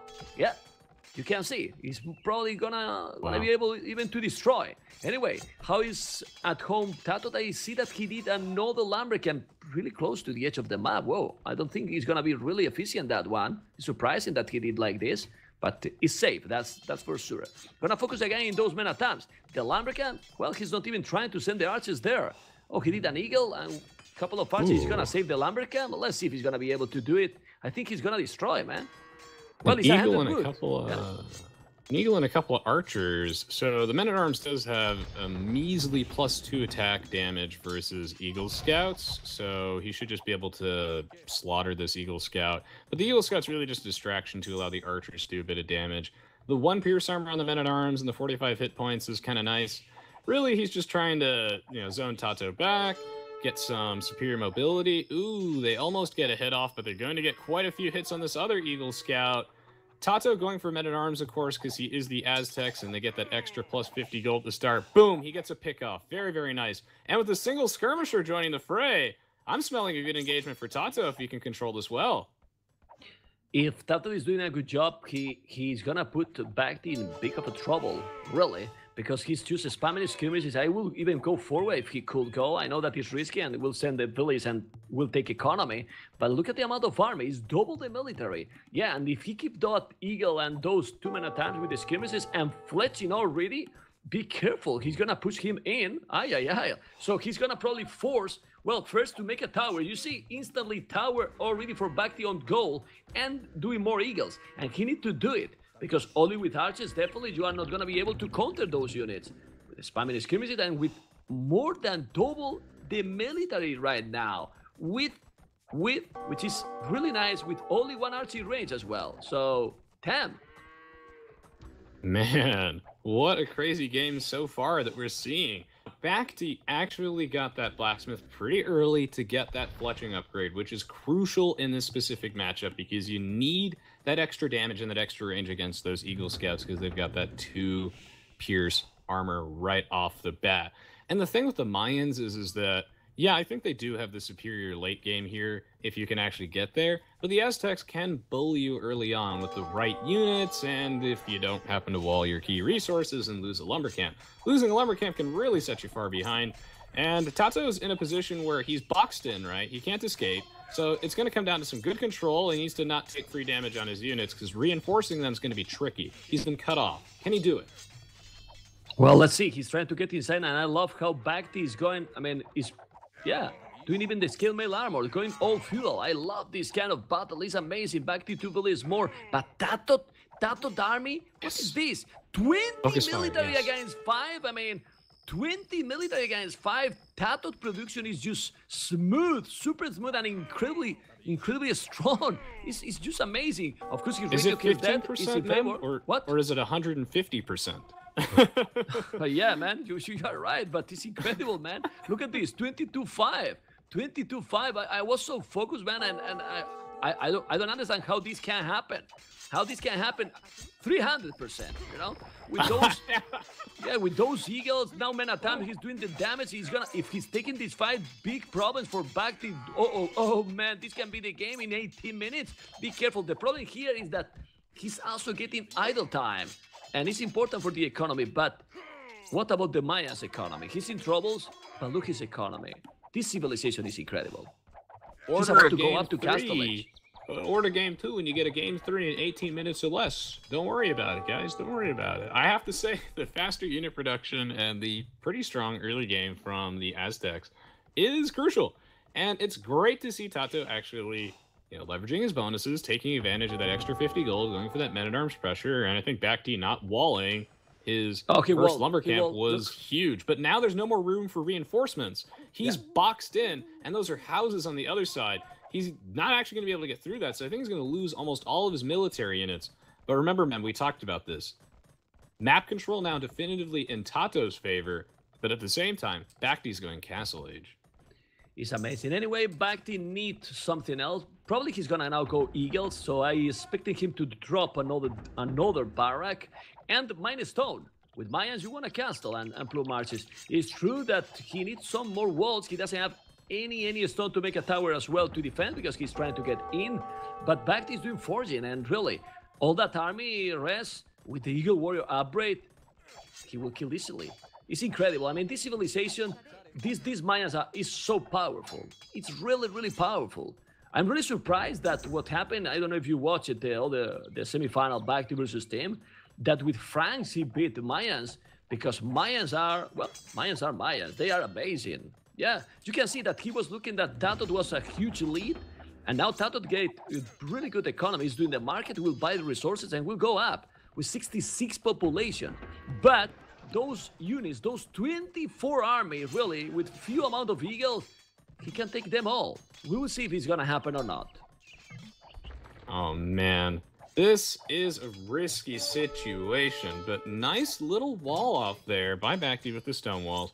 He decided, since he is so far behind in military, we're talking 25 to about 7 or 8, that he wanted to get to the Castle Age. So what's he going to do with that? And the answer is, it's going to be Bowsaw. Check. That's what you should always be getting. And then Eagle Warrior. Ooh, so he's going to go for Eagle Warrior as the Mayans. And I think this kind of makes sense against this heavy anti-archer composition that we see from Tato, as well as the Castle Age lead is huge. The Eagle Warrior upgrade is a big, big improvement. And all those skirmishers are going to be effectively useless for Tato. I feel like the Aztecs are the better civ to be doing this with, though, so we'll have to see how it turns out. But Squire's coming down for BacT as well, because the extra mobility is super duper important. And let's see if we can get some free pickoffs in the meantime. But Well, Tato's got a military lead. Yeah, he need to take some advantage here now, but Tato got eagles as well. He's doing a really good job. He got a lot of army, but this is gonna be a beautiful, beautiful battle for sure. Let's see. Let's see, okay? Oh man, look at the amount of barracks Tato got. 1, 2, 3, 4. You gotta be kidding me. 4? Only 4? Why don't make more, man? 4, man. 4. For that reason, he just catch up so quick. It's true that BacT will have chainmail armor. Chainmail armor this time is crucial here to make some damage. But look how the score is switching super fast. He's trying to go into the north, but he's not. He's walling. He is walling, and at home there is some skirmishes, but those skirmishes, oh, he palisade in the south in the last second, taking those skirmishes with 1 or 2 eagles. But the military numbers is still in favor to Tato. But BacT will have all the upgrades, even the second attack. This is gonna be really epic fight. The difference is actually the skirmishes, Res, because in Eagles they have more or less the same. Yes, so he needs to get on the hill, and he needs to try and do some free damage, which he did, except the javelins missed, so never mind. But nice shot, though. Yeah, the key difference here is that players are at the same eco size, but BacT has all the upgrades, so Tato has to wait for iron casting, squires, and it's going to be tricky. I'd say that both players are relatively even, but Tato's got some pretty awesome map generation, and now we're going to see a skirmish for the middle of the map. I also like to see, by the way, BacT is heavily mining stone, because I think he's like to get a castle soon. Okay, sorry. I thought that he was going to go with those eagles into the south. You see that there is in the barrack close to the T-set that BacT is doing. There's a little hole. If he's going inside with so many eagles, and now we have to point out, really important, those 4 barracks can make the difference here. Of course, the economy now gonna be better for BacT because he's doing extra town centers. He has 1, 2 extra TC and 2 extra town centers and mining a lot of stones. So a castle will be the old Tato double attacks now, damn it. But even like this, it seems that doesn't matter because Tato got huge amount of army. Right now, 28 infantry eagles, while BacT, well, it's 20. So just look, he got only 8 less with only 2 barracks. Tato need to make the damage because he's fighting against Mayans. Mayans got 3 town centers and he's investing a lot on the eagles. Don't you think that he should make the damage now? I agree, man. He has to go now because he's sacrificing so much on the eco side, steadily falling behind in villagers and obviously stock resources as well. He needs to start doing some damage. Now, plumed archers aren't great against the eagles, but they do have like a +1 versus infantry, which helps, and you can kind of micro them back. The eagles, though, do always threaten to take down a town center, and the problem is BacT's taking so much free damage onto his retreat, losing Eagle Warrior after Eagle Warrior and just taking chip damage after chip damage. And now BacT's able to start building that castle. It's going to be crucial for map control, but he's in. Yeah, but he's in raiding the economy. The good thing is that BacT is raiding villages. He's losing some eagles, but who cares if you are getting now 10 villages more? You have a castle almost in the middle of the map. Oh. But now, in the south, look at the amount of eagles that he can go and raid a lot of economy. Ay, BacT. Those are many eagles, and His eagles in front are gone. He really needs to be careful. He's gonna try to distract him with some eagles, but Tato got a lot more. Still, his economy is huge advantage, probably. But the amount of army, 42 military against 10, and that castle is not defending his base. The eagles are in, and the eagles now can make a lot of damage. You need some walls? Well, I don't think so. The walls are gonna help anymore. He's doing the Botkin arrow, and with Botkin arrow, it's gonna help also the TC against that rating. But it's so many eagles, and that 15 villages difference in favor disappear. Why? Because he's with 30 idols now and also losing some. The position here is very dangerous, but also really interesting for you who has the advantage. Well, it's like you said. And really, when I look at the 40 military units for Tato, I think that's pretty crazy. The only plus side for BacT, I guess, is that he happens to have this castle in the middle, which is protecting this gold. But protecting it for how long? Tato does not want it to stay up. That's why he's getting chainmail armor now, so that way he can do some raiding really well, as well as arson to try and take down that castle. But it's going to take a while for the plumed archers to reach some critical mass, and Tato is inside BacT's base, trying to threaten this lumber camp. The hill advantage kind of not working against him, but the arson is down. He might be able to mop up this army actually inside BacT's own base and cause him a lot of trouble. Again, just stalling for time, but BacT has the middle right now, so it's close. It's gonna take him a while. BacT is getting more advantage now because look at the village is different.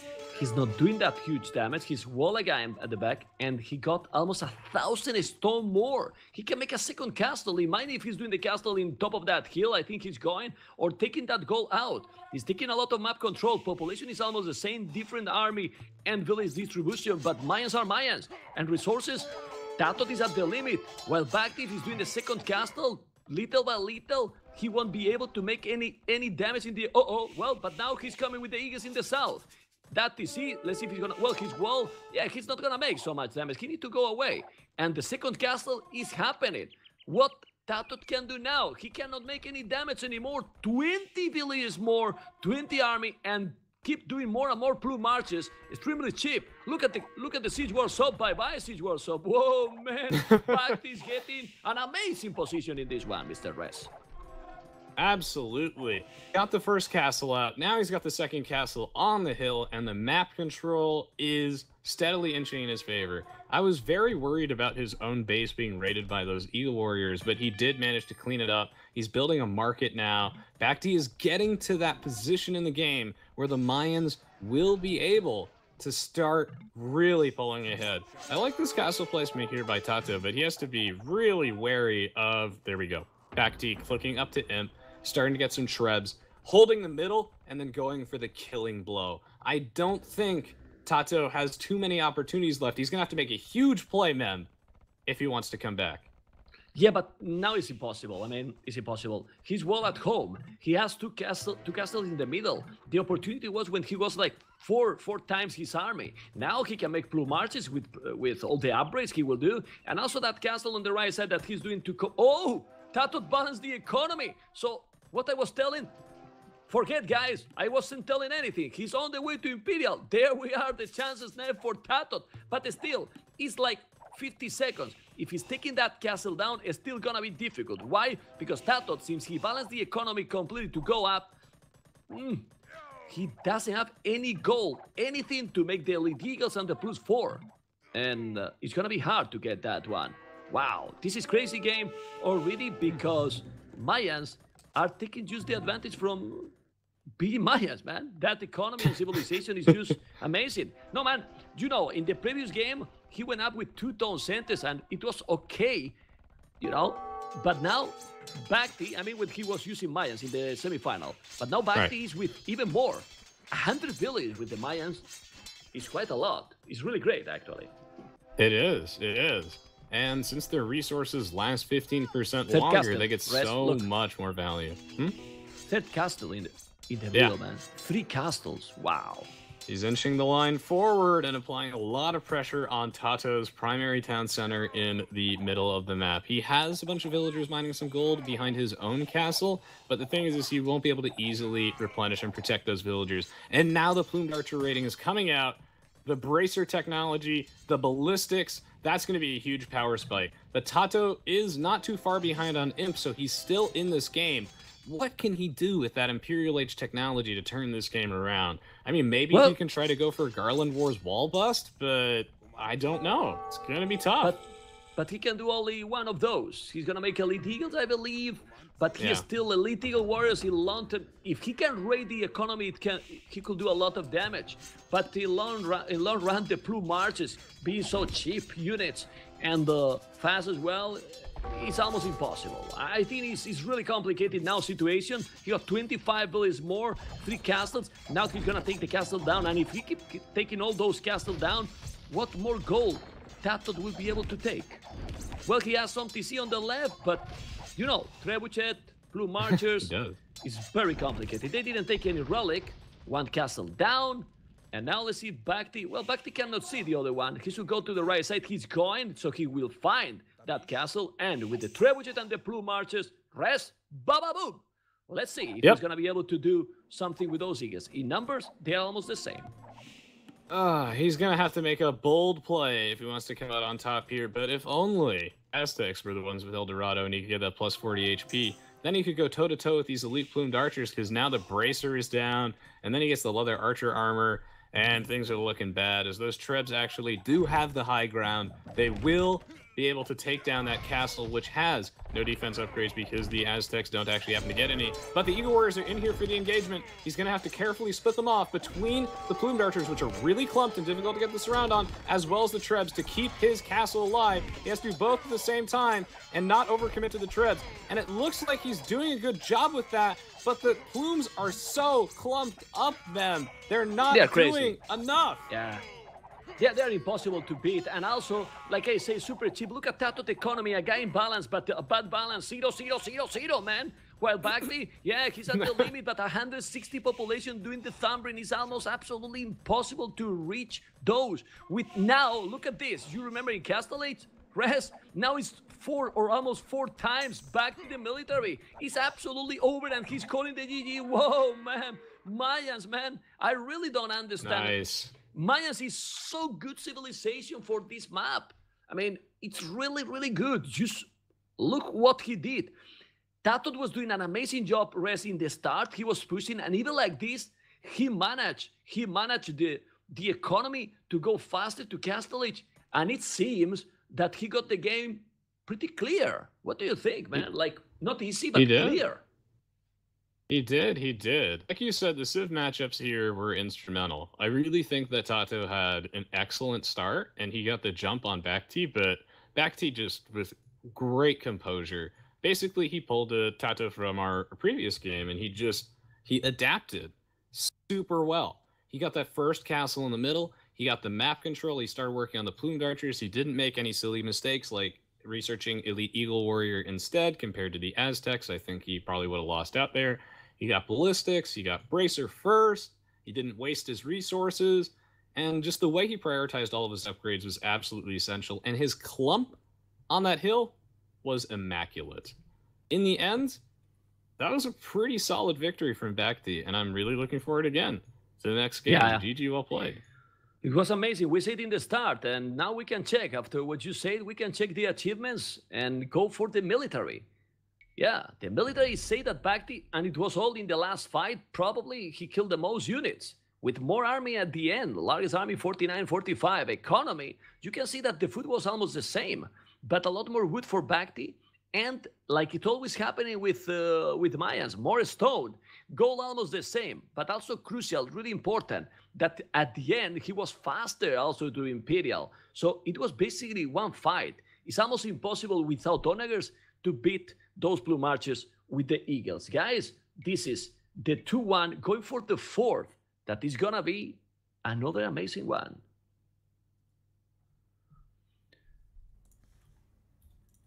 And it's Dry River. Whoa, this is super aggressive game. I don't remember. Maybe I'm wrong, and maybe you can tell me, Zach. Did we get? It's called something else. No, and also I'll be right back no. while he explains. Yeah, it's Dry River or River, right? So, did we get this map into Imperial? No. I think right? Castle was the Castle latest Age, I've seen this map. Yeah. An early Castle, right? Like, it's super aggressive. They stay so long in Feudal, so whoa, another aggressive game. Yeah, this is going to be a good one. And, you know, to be honest, if any game could go to Imperial with any players, it might be these two. They've been pretty well matched today, and all games have gone to Imperial so far. No, wait, did the Arabia game stay in Castle? It did. But Desert, which is very Arabia-like, went to Imp as well. Dry River, it's going to be tough just to get that to Imp. I'd like to see it, though. I'd be really interested to see how it plays out in the late game. I would love to, but since there is a lot of swordfish in the middle, it's invite to go super quick up, and then you can see a scout, depending what they pick, super quick, or tower rush. Almost all the games we can see, we have seen as well many times rush. So it's complicated. It's really complicated. But guys, another game incoming. Really absolutely strong. Dry River next. Really looking forward to this one. And guys, it's match point. If BacT wins this next game, then he wins the Middle East 1v1. He wins $1,000, and he's going to be walking home a very happy man. Of course, the one thing standing in his way, it's Tato, and he's going to do everything he can to stop him getting the victory right here. There we go. And we're going to be there in a few seconds. Like Resonance said, don't forget, guys, we'll be really appreciated that you follow Resonance, his channel. You can see it there, Resonance22. My channel is also MTV. But now we're going to focus on, guys, we are there in a match point. Oh, look at this. Look at this deja vu, but just now the reverse civilizations. Do you remember, Res? The first game, now we have Byzantines and Britons, but in a much different game. This is map, and with me it's Resonance. The map, Dry River. And now we have TaToH. Let's change again as a blue, BacT as red, okay? And Britons versus Byzantines in this map. Is now Britons better in this one? What do you think? Ooh, well, if only they could pick the Indians for that shore fishing eco bonus. Britons versus Byzantines. We're seeing this matchup yet again. Now, this is a map that I don't happen to see too often, so I maybe would lean slightly towards the Britons, but just because they've got this really nice early game, but the Byzantines have multiple points in the game where they can go toe-to-toe with them, especially with that Imperial Age power spike. And one of the many things I love about this map, Mem, is that you open up with a mill and you start shore fishing. Age of Empires 2 is amazing. Yeah, but you know what happened with this opening? It makes a little bit useless the Britons bonus. Remember, guys, in the chat, Briton bonus got that the goats, in this case, are getting the fast food incoming, but you always go here for the sharpfish. So, since we were talking before the start of the game, that we don't see this map going for a really long game like Castle Age or Imperial, in early game, Byzantines might have some advantage here. Imagine if he's spamming trash units and try to go for the messy game. It's gonna be difficult for TaToH. Anyway, all become of the decisions of the gameplay. Now we can see. Also, a little bit weird in my opinion, okay? He's taking the elephant. We don't see this happening all the time, but TaToH is taking the elephant early instead of getting the goats. With the Britons, I will go for those, which I don't know. It's weird. Now we can see how he's exploring really quick. But let's see, some weird decisions. The mill from BacT, Res, look how beautiful and sweet it is. In the middle of two ponds with 7 villages already taking the swordfish. It's an incredible food incoming. Well, unless this is AoE 2 HD, then they'd all get like bunched up on each other somehow. But here it's a work of art, actually, is what it is. It's so efficient.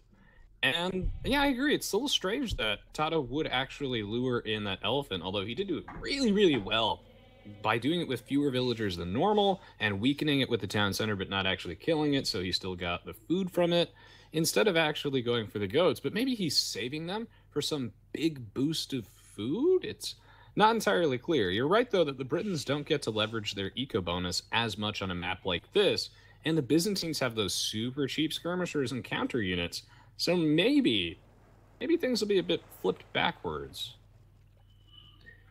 Let's see. This map is really unpredictable, and I actually start to enjoy more and more this one because I love aggressive maps. And when you don't know what can happen, I love this because yeah, it's hard for you, Rez, and for me to analyze this. And who cares?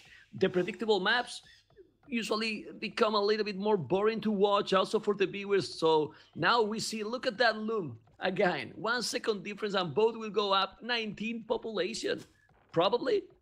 I believe so. Let's see. BacT, you need to drop the food. He's dropping the food. Uh-oh, wow. It was without food. A little advantage here for Britons. But it's 8 seconds. Not big deal. It's okay. And mining goal already. So he will go what? Men at arms? Archers? We will find out very soon. We will indeed. So, BacT is going to drop his barracks down in the middle. And it looks like Tato will be building it as well. And both of these players are going to be fighting for vital control of the villagers' shore fishing. That's not something we see too often in competitive Age of Empires 2, so I really, really like this map. And yeah, you're right. It does make it very difficult to predict what actually happens here. The hills that are around the players' bases, I like as well, because it gives them some protection for their shore fish, and it gives them a way to actually survive, which is still a really aggressive map. One quick thing is that the main gold, so Tato actually has some pretty safe golds. He's got a secondary gold at the back. His main gold is actually at the front, but Tato's is also pretty good. So I think both of these players are really just going to be fighting for the middle. And we're going to see Militia coming out first for BacT. I think Rez is going to go forward because I can't believe that he's going to keep with 2, 4, 6, 8, 10, 11 villages in that mill. I believe that he will send maybe 3, 4 villages forward. I don't know. But he's coming with 4 militias. Tato is doing the man-at-arm upgrade faster. Why BacT did he might... Okay, now he's doing the man-at-arm, but he need to pick up something. He need to pick up something before... Maybe it's not worth it that he's doing... No, he's going to keep doing the man-at-arm upgrade. And he lost the scout, Tato. But his militias is still full HP. Full HP completely. So let's see. This can be dangerous for BacT. We're going to find out. Remember, the pressure can be here. Tato knows if he's losing, bye-bye the final. I love when this is coming, when the games come to that point, and we can feel that, oh, there's a little hole between that house. He's gonna make it in the last second. Guys always wait for that moment. They do on purpose. And I'm getting old, man. I'm getting old, and my heart can't hold, man. 25 years old, 26 the next. Don't loud, please. Come on, Rez. And now look, 3 men at times. The scout. Well, the scout didn't actually do anything at all, but he was there for moral support, and in the end, that's all you need from your military units. That's why usually when I engage on no attack stance, just so I intimidate my enemy with superior numbers. In the end, Tato loses all of his men-at-arms, and now, it's just like everyone is just content to mass up men-at-arms this game. A second mill coming down. The Mad Mill Men. The scale mill armor. I don't know, the delayed men-at-arms upgrade was actually pretty crucial there. And now that BacT actually has the military lead, I'm going to need to see an archer range from Tato. And it is coming. Oh, look and he's going to need to take advantage of the hill, but it might be too late. But look he's just got all these idle men-at-arms. But look what they are doing, man. They did all the +1. They are doing 20,000 men-at-arms because this is 20,000 at least. And he has already 6 there. He's gonna take probably that archery range even. He can take that village. No, but he's doing the tower, and that tower is really, really good. Oh, that village is gonna be gone. No, but that tower way is good. He's taking out all those fishermen. Look, 2 mills bye-bye, but now he's eating the town center. Come on, BacT, stop eating the TC. Are you starving or what? Damn it. He need to go back, man. 5 men-at-arms he was going to eat. He didn't lose everything, but now he's going back. And at home, look at the fight, man. Look at the fight now at home. BacT at home, he's fighting with the village against TaToH men-at-arms, and he's dropping the advantage he got with the village. He's gonna lose more. He's gonna lose another. He's gonna lose another. He's gonna lose another village for sure. That village is gonna go down. Now he's doing a mill in front, and with the men-at-arms still around, like I said, crazy game incoming. Yeah. So BacT's not just hungry, he's ravenous, and also, jeez, man, that was amazing. That was beautiful. So Tato is now trying to make some archers desperately. He's got that fletching upgrade. He's putting down those gates. Gates OP. And he's also got a nice, solid quick wall here, although it is kind of impeding his stone miners. But whatever. He's just trying to protect his lumberjacks. Get some free damage. Get some nice chip on those men-at-arms. Those men-at-arms have +1 because we're living in Bizarro world where we're playing at Dry River. And I like this Bizarro world. Tato, expanding brain once again. Why not fish somewhere else? So he's fishing over on the right side. And meanwhile, BacT is the next tier to expanding brain this time. Why not fish your opponent's pond he was already fishing with a tower? I like it. Prime real estate. The economy, even if you see the same bill as Res, viewers, BacT has an important advantage with the economy. I'm gonna try to explain to you why.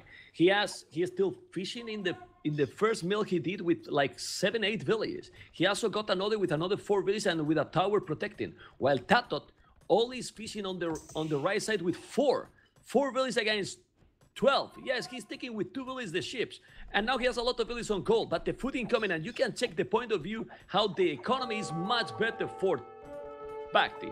But what now he needs? Few skirmishes, and since Byzantines are so cheap, he's in a very good position to go transition to Castle Age. And now he's even taking some villages in that mill in the south. Oh well, with the men-at-arms alive, another village down. TaToH is right now in a very difficult position, Mr. Reyes. Even if you see the score ahead, the score right now, in my opinion, is a little bit tricky. It is a little bit tricky. This game is close, and kudos to Tato for actually deciding to mill elsewhere, and he's even building a secondary mill as well. The thing with this map is it's wide, and wow, all of BacT's units do get picked off as they walked into the wrong neighborhood, wrong number, get picked off by that watchtower in TaToH's base. TaToH's now making some scouts as well for some additional mobility, because this map is like Valley, but bigger and better and thicker. So, scouts are even more valuable to control the middle of the map. But BacT Not Born Yesterday is going to be making some discounted spearmen to 3-shot those scouts. And the archers are finally being masked up. Oh, this game's close, man. It's close. That tower at the front is really annoying. It's a difficult situation here. It's difficult to also analyze. You don't expect with Britain to go and scout, but I think definitely he's doing the right. So he's walling at the top left corner. Ooh, he walled when they was going with archers and the scout, but now you need to move because there is fletching. Yeah, those units with fletching make the damage, but now he's there with the skirmishes. He need to have some spears. The good thing here for BacT, I insist, Byzantines now, it makes the difference because you can spam those spears and skirmishes, and look at this. Look how good economy he got, that he didn't even take one single elephant. Those 2 elephants, beautiful they are, but they are still there. And now taking all the archers with the skirmishes. His economy, if he's doing the market, he can go up to Castle Age. And even with 2 villages behind, this is looking difficult again for TaToH. You can see how BacT got right now double the military, and he's about to go up to Castle Age. And if he go Castle Age, make at least skirmishes and crossbows, what TaToH can do in this kind of map that open, you can get raided all over the map. Yeah, he's going to be in a ton of trouble here because the discounted Byzantine's military units is allowing him to gain and amass an even larger and larger lead. And now, TaToH on his way to the Castle Age. Perhaps he can use his discounted town centers to his advantage. Maybe even make a siege workshop and some mangonels. He finally puts a castle, by the way, on the high ground to remove all those pesky offensive forward fishermen that are always ruining my Age of Empires games. I hate it when people are shore fishing in my base. But we'll see. I mean, the Castle Age is a huge power spike for the Britons. He'll get that extra +1 range. He'll get that crossman, that bodkin arrow upgrade. But I do really fear the not only sheer military advantage, but also the elite skirmisher possibility. BacT is only a minute behind, man. Yeah, but he uses the market a lot, TaToH. His economy is still not super great, also for BacT now. But there's some stuff to see. He's gonna go knights. He's gonna go knights with Britons against Byzantines. Byzantines doesn't have like great camels, but they are the cheapest in the game. So you can definitely counter. It's also true that if TaToH is also adding archers, and he's doing it with only 1 archer range, he can make a good combo, because those crossbows with +1 And the knights can make a good army composition against BacT. But if BacT is just adding elite skirmishers and make some camels, super cheap camels, whoa, we're going to see some huge battling coming. Population BacT is still really ahead, and honestly gonna be complicated. Be really careful, TaToH, because if you find also the fisherman on the other side, Billy is the same. Now, Coal Mining Arbit, crossbow, and bodkin arrow. Let's see if he's gonna be able with those skirmishes to counter, because he is yet in Feudal Age. But got a lot of army, man. I think he will be able. Let's see. Look at those skirmishes. Oh, he gets a nice solid pick off there. You see that javelin toss? Straight through the chest. That one, though, misses entirely, even though we clearly saw it actually hit them. And the Castle Age timing, we're waiting for it. But this is TaToH's moment to shine. Ladies and gentlemen, boys and girls, TaToH is live on the stage. This is his time. He's got the Crossman upgrade. He's got Bodkin Arrow. He has like 2 knights. Look at all these upgrades being queued up by BacT. That's the timer. Imagine this. Tick tock, gotta do something. Yeah, but he has to be careful. Look. Look at this fight, because he still doesn't have the least skirmishes, and now the knights are there. The Crossbows can lose absolutely everything. Kika, what are you doing? Wait for the upgrades, man. You need to go back. BacT. Well, he's still ahead in military, but that he lost a lot. Just move now the village, or you will keep losing a lot. Crossbows and the least skirmishes coming now. Few camels, but he really did a bad fight there. You can see how BacT now has 28 unit kills, 39 unit lost. Do you think he feel the pressure, guys? I don't know. But for now, the game is absolutely close. It's only 4 villages different and more army for BacT. Mobility now with the knights, well, it can be countered with the camels. He is still, all the map on the left and trying to check if BacT can get raided. But now, the middle will become really important. It depends. If you let them fish or not, it's gonna be important. Because right now, BacT, 27 minutes, he got the beautiful and amazing amount of 0 farms. 0 farms. Yeah. What? So it's hard to see in a game at this point. Why? Oh, look at on the left. That meal with 6 villages taking the fish, 1 village down. And, okay, he saved it. He saw it instantly. It could be terrible now doing the house, and he need to keep fishing, because he got 0 food incoming from the farms. Bodkin Arrow and those knights with +1 are going to make a lot of damage. That's a lot of damage. I mean, is now the time for me to retire the res farm emote now that shore fishing is the new eco meta? Alright, I can see it. I can adapt. I got this. So, it's interesting to see the Byzantines actually leveraging their discounted camels, because their camels are actually pretty terrible, particularly their late game heavy camels, but in this early stage of the game, they can certainly be useful, especially because there are a bunch of knights floating around. They just get kind of torn to shreds by those crossbowmen if you are not careful. And, okay, Bosaw coming down. These knights are going to go down. They're doing some good, solid raiding. BacT, building additional town centers. The sheer diversity of the Byzantines, I think because the Britons don't get to actually use their faster sheep gathering, can be a huge problem. So even though the Britons have cheaper town centers and some potentially strong late game threats, we might see something backwards here, man, where the Byzantines, they might have the superior tech tree for a map like this. It's tough to say. I don't know, but right now he's falling down in the economy. I mean, 46 villages only, 59, almost 60. It's true that BacT got more army, but he's not using. I mean, he's defending. He's not attacking. He needs to make some damage. Now we can see that he's going with a lot of archers and skirmishes on the left. But TaToH gonna have a lot of crossbows ready to rumble, and he's doing padded archer armor and ballistic. Husbandry also incoming for BacT. The good thing, what I like here for BacT is, like you say, the discount from the Byzantines, but the raiding can happen. Oh my god, he's going right away with a lot of elite skirmishes and the crossbows, and he's gonna kill probably, if TaToH doesn't pay attention, so many villages, and he will catch up now. 1 village down, 2 villages down, 3 villages down. 3 villages down, but he needs ballistic. I think he doesn't have ballistic, BacT. No, he don't even have the university. Really important. But now it can be also at home. Oh man, the crossbows from TaToH are going through and gonna take a lot of army. Yes, and villages as well. There's no A +1. disaster. It's attack. Well, Zach might be crazy now with the camera, because there's a fight in the north, a fight in the south, and a just fight spaz all over it, the just map. drag it. Yeah. Just drag it around real fast. No, I'm kidding. Don't do that. Everyone's gonna get motion sickness.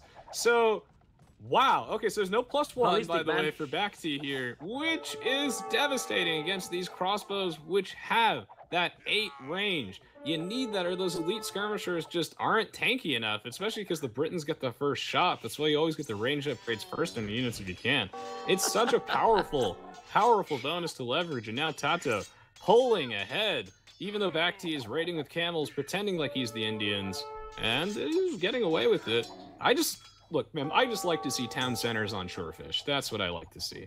Well, We're it will getting be it great. today. It will be great. But I don't know if you have the stream. I have the stream in the second monitor, and Zach is going cuckoo. He's trolling a little bit, which is great, absolutely great. He was going in all the spot, and I got also like, what happened? The stream crashed? No, it was he trolling. And now there's a beautiful TC from BacT. BacT in middle of three surface. Look at that town center if he's doing ballistic. What are you doing, man? Don't make that mill. You need to make that TC. Okay, he's gonna make both mill and town center. 13 villages behind. Military is still ahead. If BacT is not doing some damage, he's in a little bit of a trouble. 100 population, and this can maybe be the first game in this map that it can go to Imperial, because right now I don't see how they can finish quick this one. Why? Because there's a lot of army from both. And like I said, if they kill a lot of villages, how to finish in this mess? Because now it's a total mess to follow all the action. One of the messiest games of Age of Empires I have ever watched, in that, you overcommit to shore fishing like this, you go too hard on the shore fishing. I know this is a problem that you all deal with on a routine basis. Do you ever just forget to build farms because you went too hard on the shorefish? Happens to me literally every game. And one downside of doing that is your eco is so open to raiding, and then eventually you do have to transition into farming at some point. The fish will run out. It's just, do you want all of your farmers in the middle of the map? The answer is no, probably not. So do you want all your shorefishers in the middle of the map? No, probably not either. Because now they're going to be forced inside that town center, and I think what it's really going to come down to here, because this game is close, but Tato's got a bit of an advantage, is just a good engagement. And I'd really like to see a mangonel, maybe, if possible. I'm not sure anymore who got the advantage here, because the Byzantines, thanks to being that cheap, is making that with less villages, he's gathering a lot of army, really a lot of army, and the population is just exactly the same. For a match point like this, it's just incredible. Tato will borrow now a little bit. Well, since he doesn't have, well, now he's doing some good amount of farmers. It makes sense, but this is huge battle. Okay, the Knights are doing all the game a lot of damage. Now those crows, those sniper for Britain, look at that range. Man, you need to go back a little bit. BacT, you are doing really bad battles. It's unbelievable. It's really unbelievable that with that ratio kills death, it's almost double. He is still in the game. It's really complicated that with all the civilization, he can still in the game. Look at that ratio kill, and now Siege War's up. He has a stone to make a castle. Look at this. It's looking like they are fishing. Look how they are fishing. Have you seen, guys, that many fishermen in 38-minute game? Look at this. It's how many? It's like, I don't know, 31 fishermen he got back. Imagine if he's doing a castle there and he need a castle. He got the stone to do it. But is he gonna make it? I don't think so. And now Tato is the one who is gonna make the castle faster. Damn it! And with that castle, he's gonna get a lot of map control. But the resources, if BacT make the castle and he's on the way to Imperial, imagine if he's doing the castle, Mr. Res will be able to make Trebuchet, and Tato got not even close to go up. Not like this. Not like this. My Age of Empires brain cannot handle what I'm seeing right now. I've never seen a player go too hard in the shorefish in my life. There's a forward university in the middle of the map. The castle's being dropped by Tato. Somehow, BacT is still in the game despite having a terrible KD, and it just goes to show. Beat to win, guys. It's a strategy that just works. I feel like he overcommitted slightly on the camels, but it's difficult to say, because I think the knight choice from Tato, even though they don't get bloodlines, was pretty good. And now we're going to see BacT dropping a castle of his own. He is leveraging that faster imp, like I said, and somehow the game moves on, but the fishing economy is getting kind of disrupted a bit, unfortunately. But if he's not doing this castle, it's game over. If he's not doing this castle, it's game over. That is game over, He's going to be about castle. Well, here comes the Mega Man.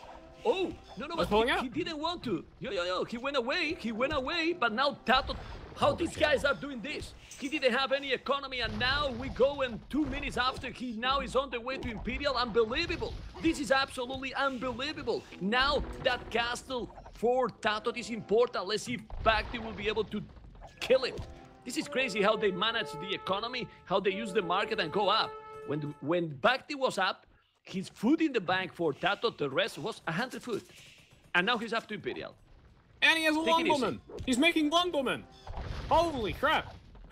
I can finally put longbowmen in the title, and they're actually there. This is nuts. Absolutely nuts. And okay, only a 2-minute lead for the Byzantines player from BacT, but man, Tato is using this as an opportunity to push.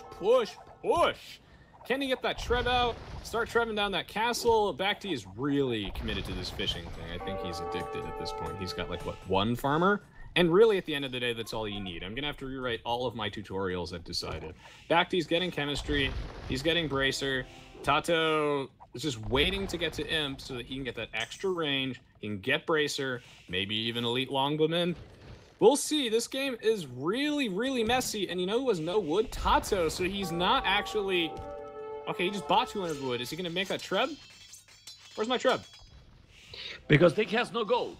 BacT got 0 gold right now. 0 gold, literally, almost, and he's doing more extra tone sentence. Well, it's a good choice because he was behind in economy. And let's see, now he's trying to raid. This game is gonna be a long one. Tato is doing Chambard in armor. I'm not so sure about this choice. This is an absolutely crazy game. I insist.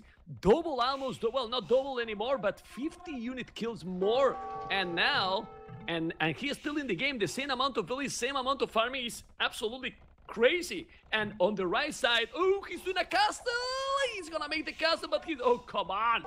Just in time, that castle on the right side when the archers and skirmishes were going. But he's trying to raid. Now Tato is doing with Britons, Cavaliers, and plate bard in armor. First game that we see in this dry river in the Imperial, and it's just an amazing one. Population for both, rest. I let you say this. Huh? How is the population for both?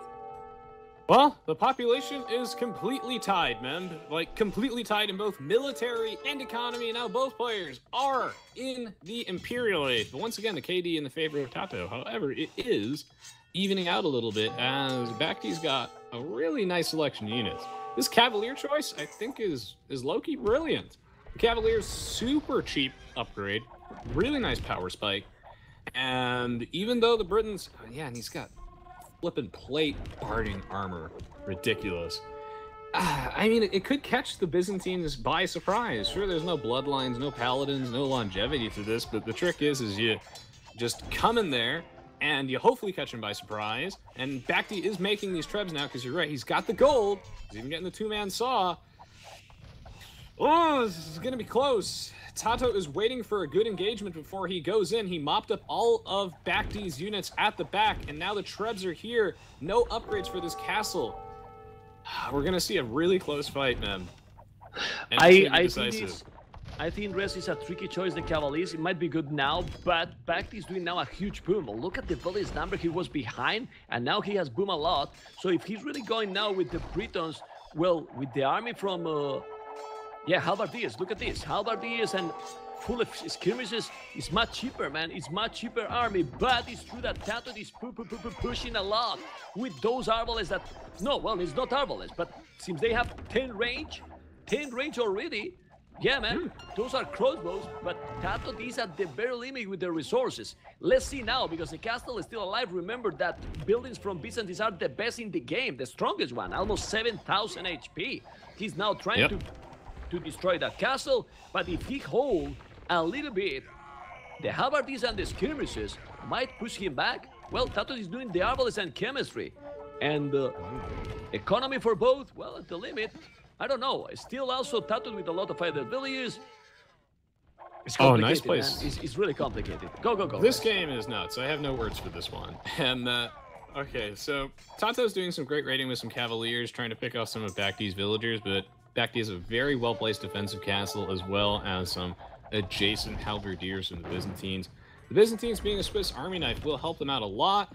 Chemistry upgrade for BacT, of course, so he's able to use bombard cannons to safely shell these trebs from a distance. But I say safely with the giant asterisk, because guess who has 10 range? these are blessed do. So they are able to pick it off by just inching a little bit forward, and the castle ends up going down for BacT.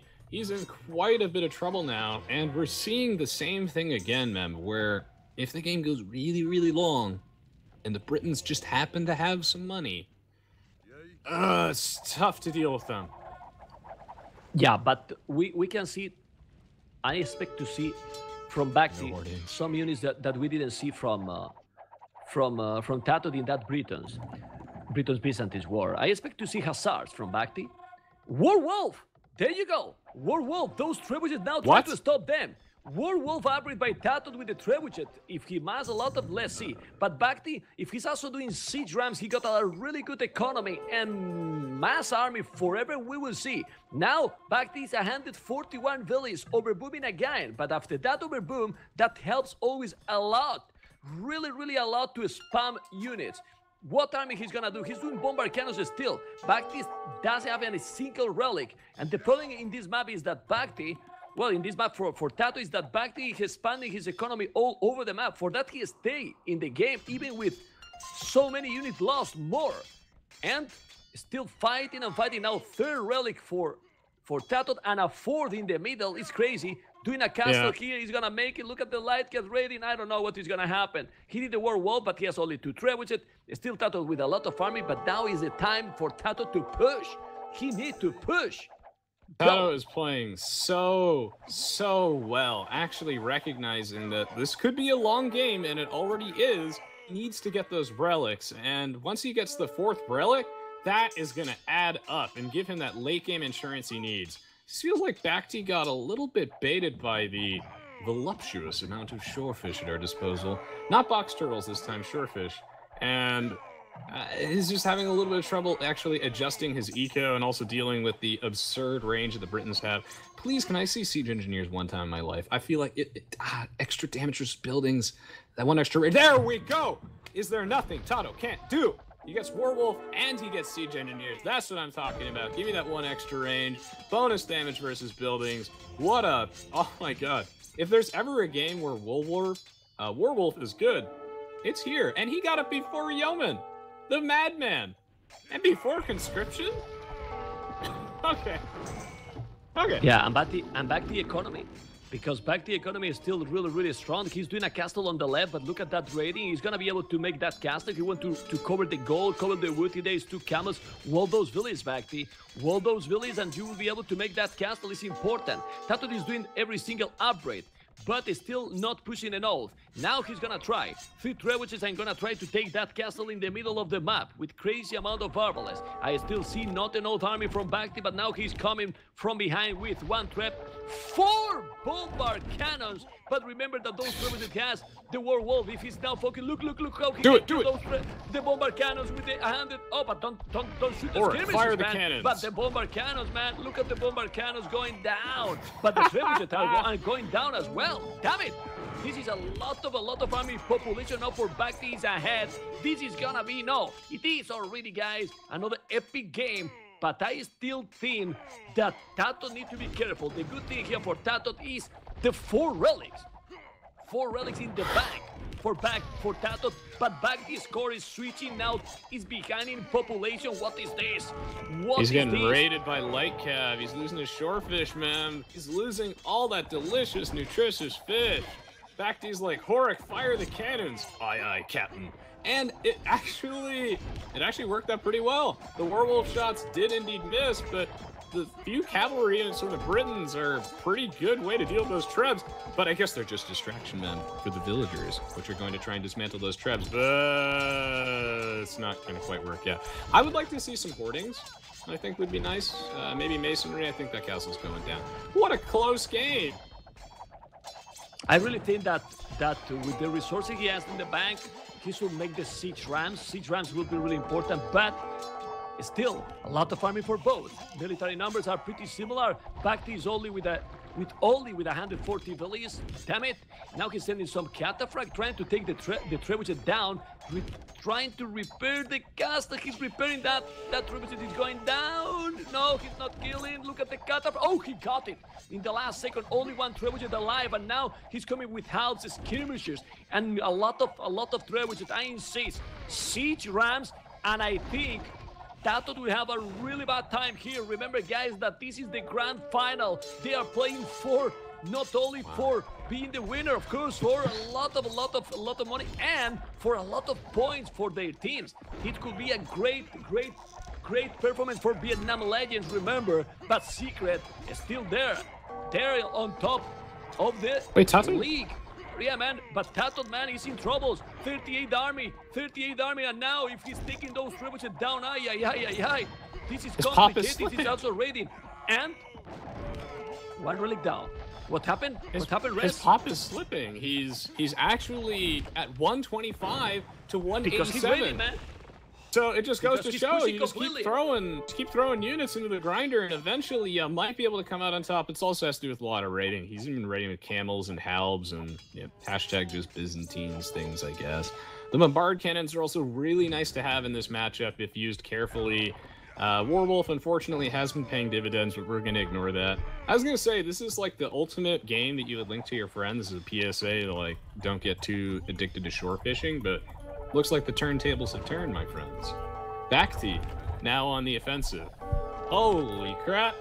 Did Tato just run out of gold? Or no, he's got a little bit of gold. I think it's just economy's in shambles. Oh Tato my. is out completely of the economy. It's unbelievable performance here. Cap Ramsey coming. Look at those rebels. They have... Bardias are going to do the job with those Cavalry, but he still have also bombard cannons. And it's unbelievable that without a single relic, you can see how BacT, Rez, and the viewers is pushing completely. Now Tato has more army, it seems, but let's see those bombard cannons. Little by little, it seems that BacT is getting more map and more map. But let's see, because now it's... Wow, it's the same army, man, for both. But resources, BacT, 2,500 wood. Over 1,000 food and 1,000 gold. I insist. If he's passing siege rams, how to stop? And Tato is struggling with the wood and the gold. Yeah, I would like to see the siege rams too, especially now that the cavalry have kind of dipped out because they are very expensive. Oh, this is such a close and dangerous game. Oh my god. Well, he's inching the line forward. The siege ram upgrade is coming down from BacT finally, and now we got some more trebs deployed. Please let me see some Warwolf value.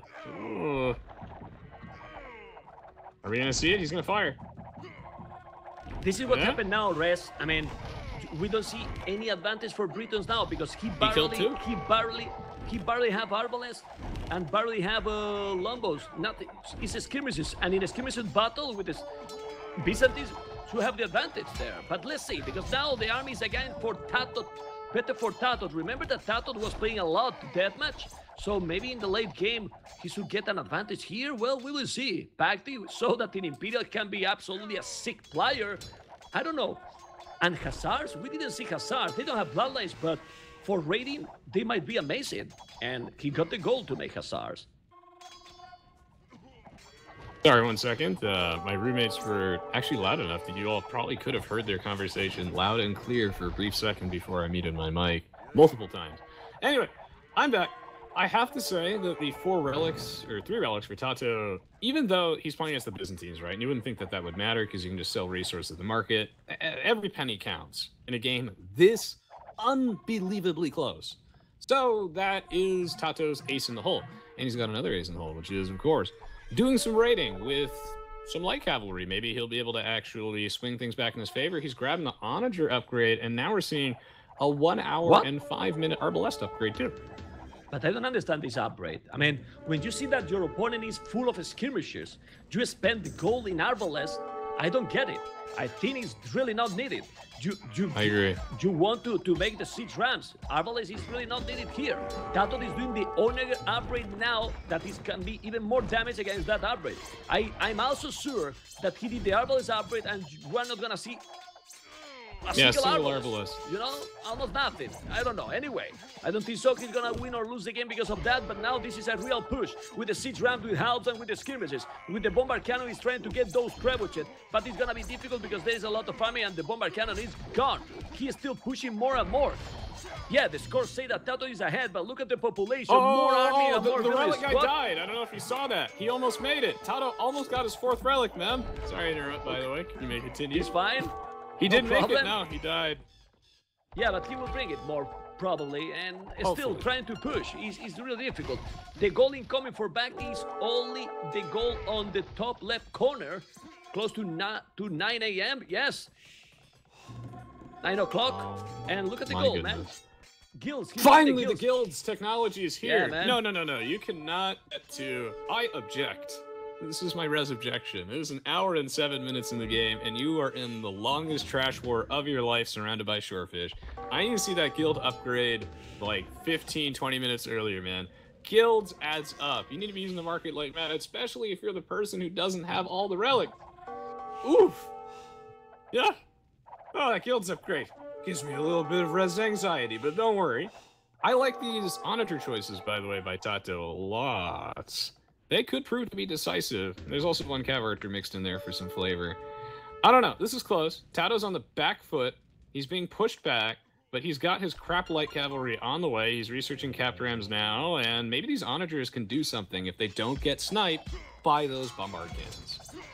But with those resources, I want to insist, Rest, that Khazars in a trust battle, when one civilization has and the other doesn't, they are crucial because you are gonna raid a lot of economy. You can see how Tato keep doing light caps, only +1 attack and +4 defense. Just imagine if you put BacT is now doing the light cap team in armor, so he might go for the Khazars and might have an advantage there if he's gonna be able to upgrade those. Let's see those honors. Oof! You want to kill all those cavalry? Let's see the honors. Oh, he's taking absolutely all those cavalry. Damn it! You can see those bada boom, and now those light cats will take probably the bombard cannons and the skirmishes. Yeah, that's really cool because he lost all the health, and now the light cats free. Yeah, free way to go and kill all those. Oh man, but BacT is still with really good resources, at least in terms of fruit and gold. I don't know, man. These 3 relics are going to add up eventually. I feel like they are. Iron casting coming down, but you're right. Hussar is super decisive against non-bloodlines, light cavalry. Oof. Like, the Byzantines are the type of civ that you want to go to the ultra late game with. It's only once the Britons happen to have some gold income that they have the advantage here due to the arbalest that they can throw at you, for example. It's just like 3 relics alone isn't quite enough to sustain it, and that's why this game keeps going back and forth. It's so difficult to hold the middle.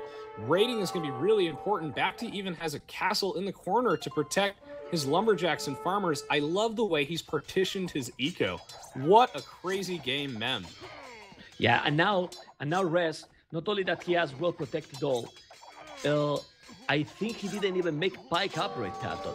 If he really mass a lot of Khazars with halberdiers and skirmishers, he has a really good army to go and push Tato. It's true that the arbalists are really great, but it's Khazars +4, halberdiers, skirmishers, and cheap units, man. Cheap it. I mean, he can spam forever. And finally, BacT is taking 1 relic, so he's gonna have some gold incoming. Aye. That's good for him. Well, let's see. This reminds me a little bit, well, the first game, because it was the same civilizations, but it's completely different. You can see that the army composition, it has nothing to do, and definitely the map is completely different as well. You can see raiding all over the map. You can see now on the left how Khazars and skirmishes are used, countering everything from Tato. Tato was ahead in the score, but the score is gonna switch really quick, probably, really quick, because BacT got right now 3,000 food thanks to the 51 farmers. 51 farmers, 53 also for Tato, but really, with 51 farmers and 3,000 food in the bank, you can make Khazars for a while. Now Tato pike maneuver the squads and blast furnace, but how you gonna be able to get the halberdiers is 600 gold. He will have to balance his economy with the market, otherwise, Rest, big problems, and for that reason, he's walling in the south.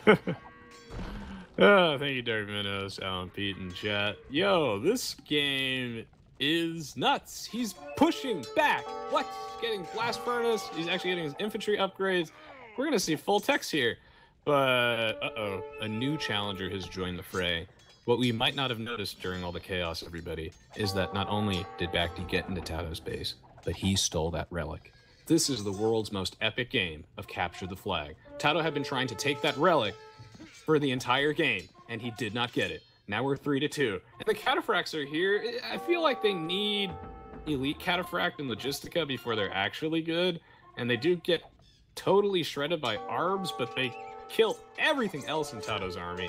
So it'd be interesting if we ever like reach that singularity, that critical mass where that actually matters. And meanwhile, the siege rams are coming out on the right side, attempting to snipe a castle, and blades the last boys castle. and girls. No the hoarding. last castle, Res. He's the last castle. He's the last castle. TaToH is Oh, doing he's hoardings, panic mastery, hoarding, but panic no. masonry. He's gonna take it. He's gonna take that castle. I don't think so. He's gonna be able to stop those. Well, it's only 2 siege rams, but the siege rams are so damn powerful. I really think that now with 2 relics for BacT and 6,000 food in the bank, you're not gonna be able to stop now the Byzantines with hussars incoming, skirmishes and halberdiers, and sadly for TaToH, he can't afford. Look at that castle, it's going down. Yeah, he's gonna take it. And he's it gonna save it in goes. the last second. He's saving What? the castle. 80 HP. That castle wasn't at 80 HP, and now he is repairing in the last second. TaToH is still 200 population.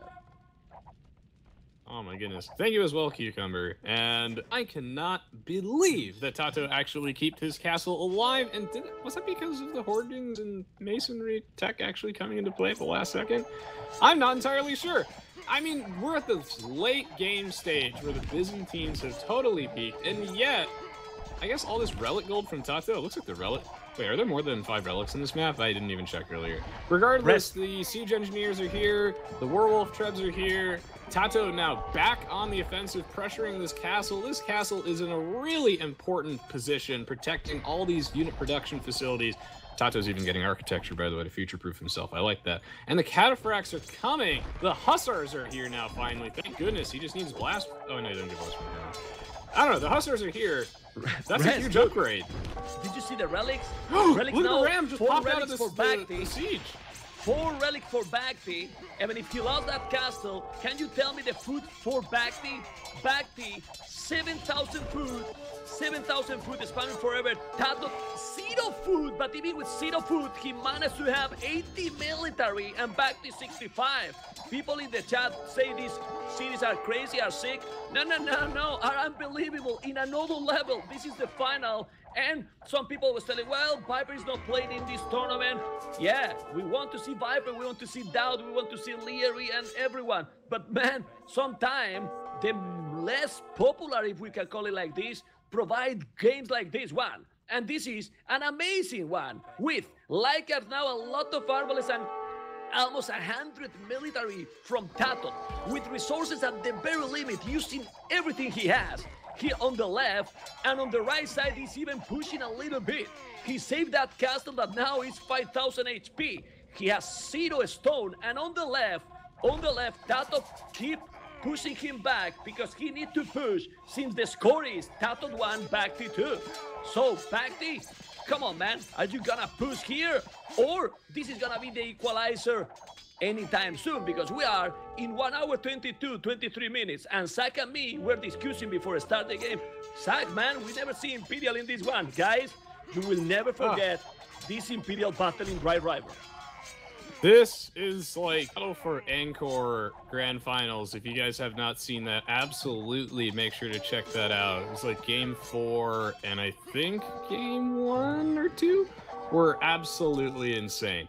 This game is going on forever in a Civ matchup that is honestly just too close. It's like Hussar compared to the possibility of having some strong Arbalest in your army.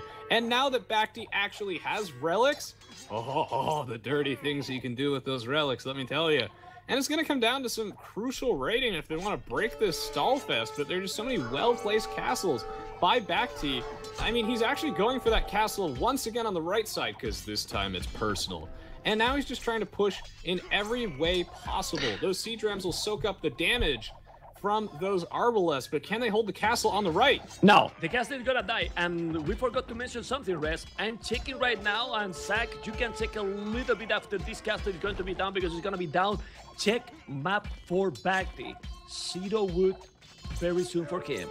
No wood in the map. No wood in the map, and that can be really important.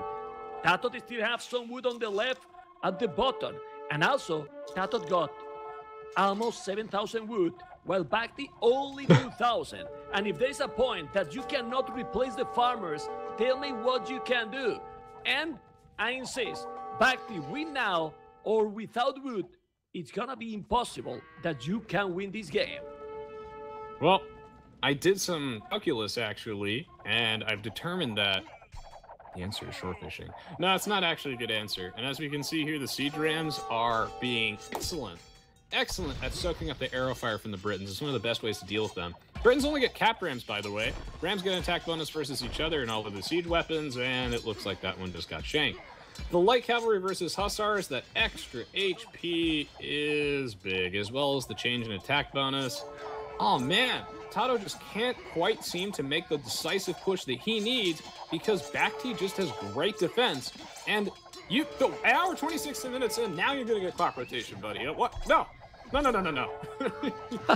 Crop rotation now. 1 hour 20 Panic crop rotation. We seen finally it, meta, ladies and man. gentlemen. He's the new meta. He's doing now when he's gonna be out of wood. Good job, man. Ay, ay, ay, ay, ay. 107 billions, 98, and I'm gonna count now the lumberjacks for BacT. BacT got 40 lumberjacks, 40 idle bullies, 40 farmers, and I insist the wood is gonna be crucial. It's true that right now Tato got no food, but he can replace the farmers and he can keep going. Army, almost the same. But if you got 100 bullies and 40 are idle, it means that BacT got 60 bullies working. Tato is at the very limit, but I insist, the push need to be now. Now for BacT, siege rams, a lot of siege rams, but those heal advantage with the arbalest skirmishes rest. He's going to hold, man. He's holding. And on the right side, he doesn't have siege to push. But it's true that now, look at the rating. This is what he needs. I don't know what you think, Rez, that instead of fighting like this, he should try to send, look where he's coming with villas to take the lumberjack, where the fight is happening, man. So BacT make a tower, a bombard tower. I remember now that he researched the bombard tower, and he never did a single one. So guys, I don't That's understand. another thing about this matchup. Yeah, make that something, man. I forgot about as well is that, the Byzantines also get bombard towers. So the thing is that it flips around if the Byzantines happen to have a lot of gold. Elite Cataphract is always that trump card you can play if you're filthy rich, but bombard towers are a lot more reasonable. 90-minute halberdier upgrade coming out from Tato because he just needed more gold for it, and I think he needed to get it a little bit earlier regardless. He's getting pushed in on the top side, getting raided. He really needs to get his remaining blacksmith upgrades. He's missing the final infantry armor, and wow, the Byzantines just slowly pushing through. And TaToH house. By the way, guys, I added 50 extra wood to the acacia tree as one of my changes when I was working on Africa's Rise the Rajas. That extra 50 wood could be decisive here. Woo! Let's see. Well, this is crazy. We don't know what can be decisive here anymore. This is absolutely crazy. Byzantines and Britons, same amount of villas, military more now for BacT, but little by little, I don't know what to think. But if you check the mini-map, it looks... Oh, that don't keep taking all the skirmishes. Damn it, he's taking absolutely all, man. All the skirmishes there. There you go, the Badaboom was real. The Badaboom was real. You have to be careful, man. 9,000 wood for Tato, no wood for BacT. I still think that the wood is crucial, but here we are. We are going again with the siege rams. Hussars, go and send to the farmers, or it's gonna be absolutely impossible to finish. This is another game level, man. Another level game. I've got it all figured out, actually. This is a bigger metagame than we thought. The goal here is to exhaust us and make me so congested by that at the end of the game, I'm just a blob. I just look like the brain slug emoji. I've got it all figured out. This game is absolutely intense, and oh my god, there's going to be another series after this, man. I'm super excited. If you guys enjoy our co-casting, definitely make sure to check out more of it. BacT is now buying some stone for you know, probably a castle. It's probably not the Bard Towers, but you these know what they onagers are enjoy? proving to be huge, and I really wanted to see them earlier. And I'm telling you, that's the secret here. Wait, he's also chopping some trees too? He has Like, no with the village anymore. onager. They enjoy the blood because they like the blood. They enjoy when all the units die. They don't care if you cast, if I cast. They want to see all the units die. Look at those skirmishes and the halberdiers. He keep pushing. This now 100 army and he's gonna make a castle on his face. A castle after 1 hour and 35 minutes. How he got that stone? Because he want to take the wood. And if he's taking the wood, he can maintain in the game. Otherwise, BacT is not gonna be able to keep going because he got no wood. Man, this is absolutely unbelievable. But he's getting all the map control now. Whoa, what is this, man? What is this? He's gonna have to Let's start go. buying wood with those 5 relics. Does this map have relics? Oh, another huge onager shot! Yes! That's how you play the Britons! Britons want to... Oh, former castle. I like this. I like this a lot. Okay, wait. Okay, so BacT has no wood left at all. So really, this is his final push. He's got nothing left. He's got this castle. And Tato is in deep trouble, but if he can hold the line miraculously, maybe he can do it. But, oh, this is crazy. This is crazy. He has no economy anymore. I think He bought Tato- 3,000 wood. nothing. Look at BacT. I'm always res confused. That's why I've got res what? No, guys? I think that's a little bug from the spec overlay, to be honest. But really, he needs to save this castle. I think BacT is getting the game. BacT is definitely getting the game and the tournament, guys. This is the last moment of the tournament. Look at the population now, 100 army. He needs to save this castle, but if he's taking all this, he's gonna take the tournament. Maybe I need to risk with my opinion, and now I will fail on Titanic, even if the scores say that Tato is ahead. He's raiding on the right side. Look at the farmers going down from Tato. Yes, BacT is doing now the raiding. Hazard on the right side, Hazard in the middle, and here in front with the castle. He's just holding, but raiding all over. Oh my God. And now he has more than double the army. Guys, my voice is going like all those units. I hell? am also dying. Oh my God. Age of Empires 2 caster with super asthma and allergies. This game is a blur, but a beautiful one, and why I love Age of Empires 2 so much. I'm telling you, it's like you said, hustle. It is over. It's the It's way. over, Rez. I hope it is, but also the I same time hope kind it of is. don't. Say no. I hope no. I wanted 5 games. But after this one, when BacT get the score lead, Tato will call the GG because this is absolutely double the population. All right, Tato's dead. Incredible He's final, finally man. dead. Incredible He's- final, man. He's finally dead. Clap, guys. Clap, guys. What an insane game. I don't know. Now, GG will play. I don't know. Well I played. will say because I don't remember all the finals, but this is, in my opinion, the best Must watch. final game for any Escape Champions League event. Congratulations, Seek, an amazing game. Look. Thank you so much for joining me, Mem, and everyone for watching live. Sorry, guys. Watch the whole series. This was an I like one amazing comment, grand Wes. final. GG Well Played does not state it enough. Tato and BacT at the top of their game. This was amazing. I like some comments. I like some comments in the chat. Civilization win. And then how he won with Britain versus Byzantine in the first game. Civilization win. Civilization win. Come on, guys. What Wow. is this? Zach, is Civilization win? What do you think? Is Civilization win? What a Oh. play from BacT. Seriously. That was insane. He bought that back. The castle, man. The castle. That was just You saw that perfect. That In 1 castle. hour, in 1 hour 35 minutes just to take the wood because there was no wood anymore in the map.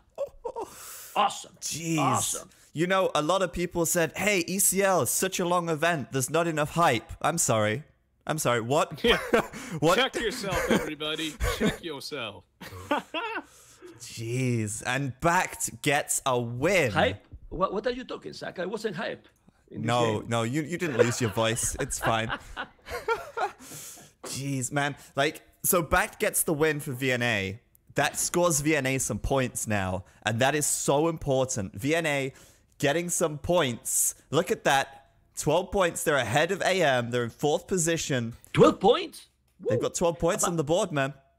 And also for the motivation, Wow. you know, this is needed. This is needed for the motivation, because if everyone is all the time, the same players are getting, the other players might get, and this is good for the tournament. Yeah. In my opinion, I don't know what you think, that Vietnam, BacT in this case, is getting this amount of points to get, they're pushing and motivated.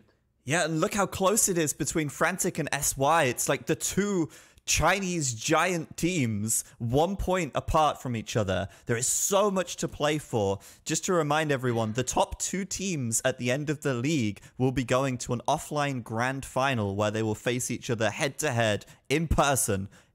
That doesn't get much better, but it's still so much all to play for.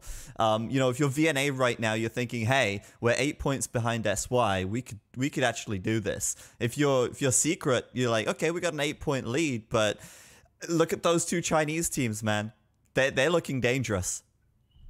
Well, SY is not a surprise for me. I'm a surprised positive way with Frantic, because I expected that they could make good, but not as good as they are doing. I don't know what you think. Yeah, I think, well, it could be better. They didn't make it even to the semis in this event, right? Which allowed Frantic to catch up. I mean, that's just insane. There is still so much to play for here. And the next event will be the 3v3 event with the same map pool. Middle East 3v3 will be in 2 weeks' time, Saturday at 14 GMT. As always, we'll put a countdown on the homepage of the escape.gg website. So if you want to check that out, escape.gg, all the information about the tournament is there. Guys, thank you so much for casting. That was really enjoyable. And, you know, just the energy, it was off the rails. Well, you know me, Zach, and you know my, we can say special casting for these games is, I feel like, you know, those games are amazing for how I like to cast, and I have enjoy. And what I enjoy is that I'm casting, you know, that is always more complicated when you don't cast in your own channel, but I'm feeling good casting here, and I'm casting almost like if I was in my house, in my channel. So I'm feeling so good to be here. So thank you for having me, and hopefully everyone has enjoyed as well. Thank you for having me as well. That was an absolute blast. That last game, actually the entire series was crazy. They were both at the top of their game, just across the board. Yeah. So real quick, just before people leave, we have a giveaway going on to win an HTC Vive Pro. Click the link below the stream, click on the big picture, and you can get your hands on one of those if you're a lucky winner. But Mem, I think you have an announcement to make as well, and we're going to be collaborating on this. Maybe you could talk about your, you know, the thing. Yeah, this is good. Thank you for mentioning, because I'm that destroyed that I was going to go right now. No, I got your back. I got your back. Tell the people. Well, I have to say, guys, that I've been talking with Microsoft during the last couple of moons, and they have I'm pretty GG because also I get emotional with this. They are going to sponsor and work together with Men TV as well, and going to make King of the Desert 2. That is gonna be in January, you know. So like a good present for the new year. $10,000, $10,000 1v1. Gonna be really soon the settings and everything on AoE is on. And well, I can link you. I don't know if it's possible even to play the video. It doesn't matter. There will be a video soon. I have some version that is not finished, and more news will be soon, and you are going to enjoy a lot, because if you enjoyed with the King of the Desert 1, imagine this one with already more than double the price and some different settings. You will enjoy, guys. The video, people want to see a video. Well, I don't know if you, I can I link can you maybe if you wanna show play. it if you send it to me. Yeah, I can figure that out. Okay, let me. But let me yeah, check. I mean that's great news. I mean more support for the community, more support for the players, more big tournaments happening, and that's really really awesome. And you know, we hope we can keep this going. So you know, all of your support, just tuning into the streams, showing up, showing the world that there is a viewership and people want to see competitive Age of Empires 2.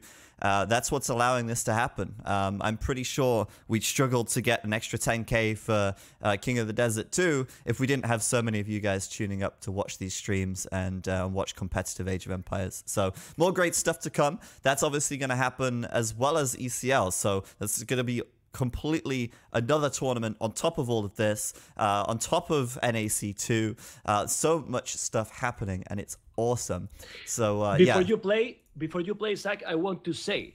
Where are you sending it? Oh, here. Okay, let me. Yeah. Go ahead. I'll get this set up. Yeah, no problem. I have to say that Microsoft put 5,000. That I put 5,000 myself. Okay. And Whoa, the that's important loud. about the video, this is the most important. Okay. That I got some problem. It's not the best quality possible, but still I think it's decent. Okay, I'm gonna try and it's 480p. Okay, no problem. No, but it's fine. You will see that this looks good in Back the in my because day, I have some 240p. already. It's okay.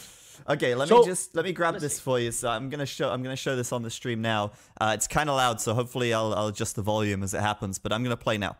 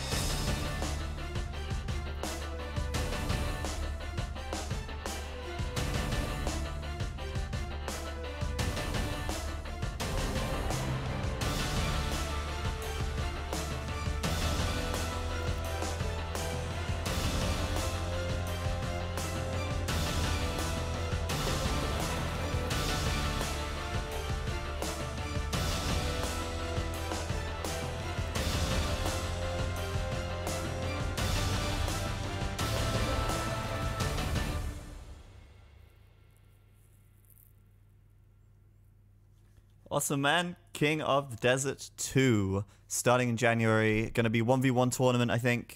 And we're going to have a lot of top players involved in that.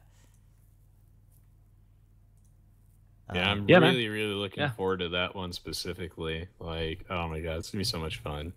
I mean, but today, though, was also absolutely insane.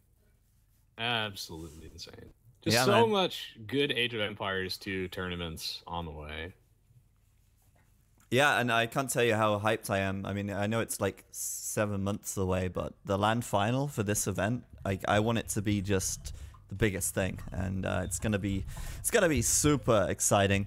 But yeah, guys, thank you so much for tuning in today. We really appreciate that. You can follow Memb on his channel. He's in the chat, Memb TV. You can follow Resonance22 as well, twitch.tv/Resonance22. Links are in the chat. And yeah, guys, don't forget to give us a follow as well. Don't forget to enter our giveaway to win an HTC Vive Pro. Have either of you guys tried VR? Actually, I have not. What? Man? Oh man, that was one of the things I should have asked you at TwitchCon actually.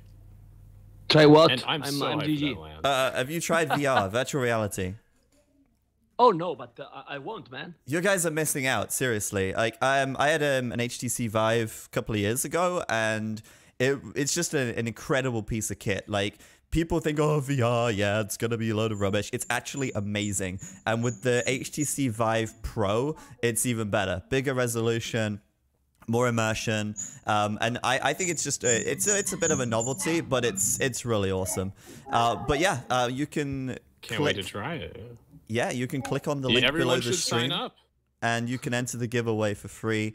All you got to do is follow us on Twitch, follow us on YouTube, follow us on social media, and there's bonus for subscribers as well. But hey, we gave away like 200 subs today, and Carlini gave away another 100. So you're welcome, chat. You're welcome. We got your back. Anyway, thank you guys for supporting the community. It's not that hard to click that follow button. Think about it. Yeah, think about it. I Get that promise you, vibe. it's worth it. It's worth it. All right. Well, The opportunity cost. we are going to be heading off now. We're going to rerun the stream immediately because we have got to show you all those amazing games all over again. And we will catch you guys in 2 weeks on Saturday. The timer on the website will be updated to count down, and we'll update everything in the meantime. But thanks for watching again, and we'll see you guys next time. Thank you so much, Zach, as always, for having us. It's a huge pleasure to be casting for ECL. Hope you all enjoyed our co-cast. Thank you, Mem, for joining me. Like, I love co-casting with you. This was an intense, unexpectedly intense series. I knew it would be good, but I didn't know it would be, like, that insanely good. Wow. Only one thing to say. We love this game. Bye-bye, We guys. love this game.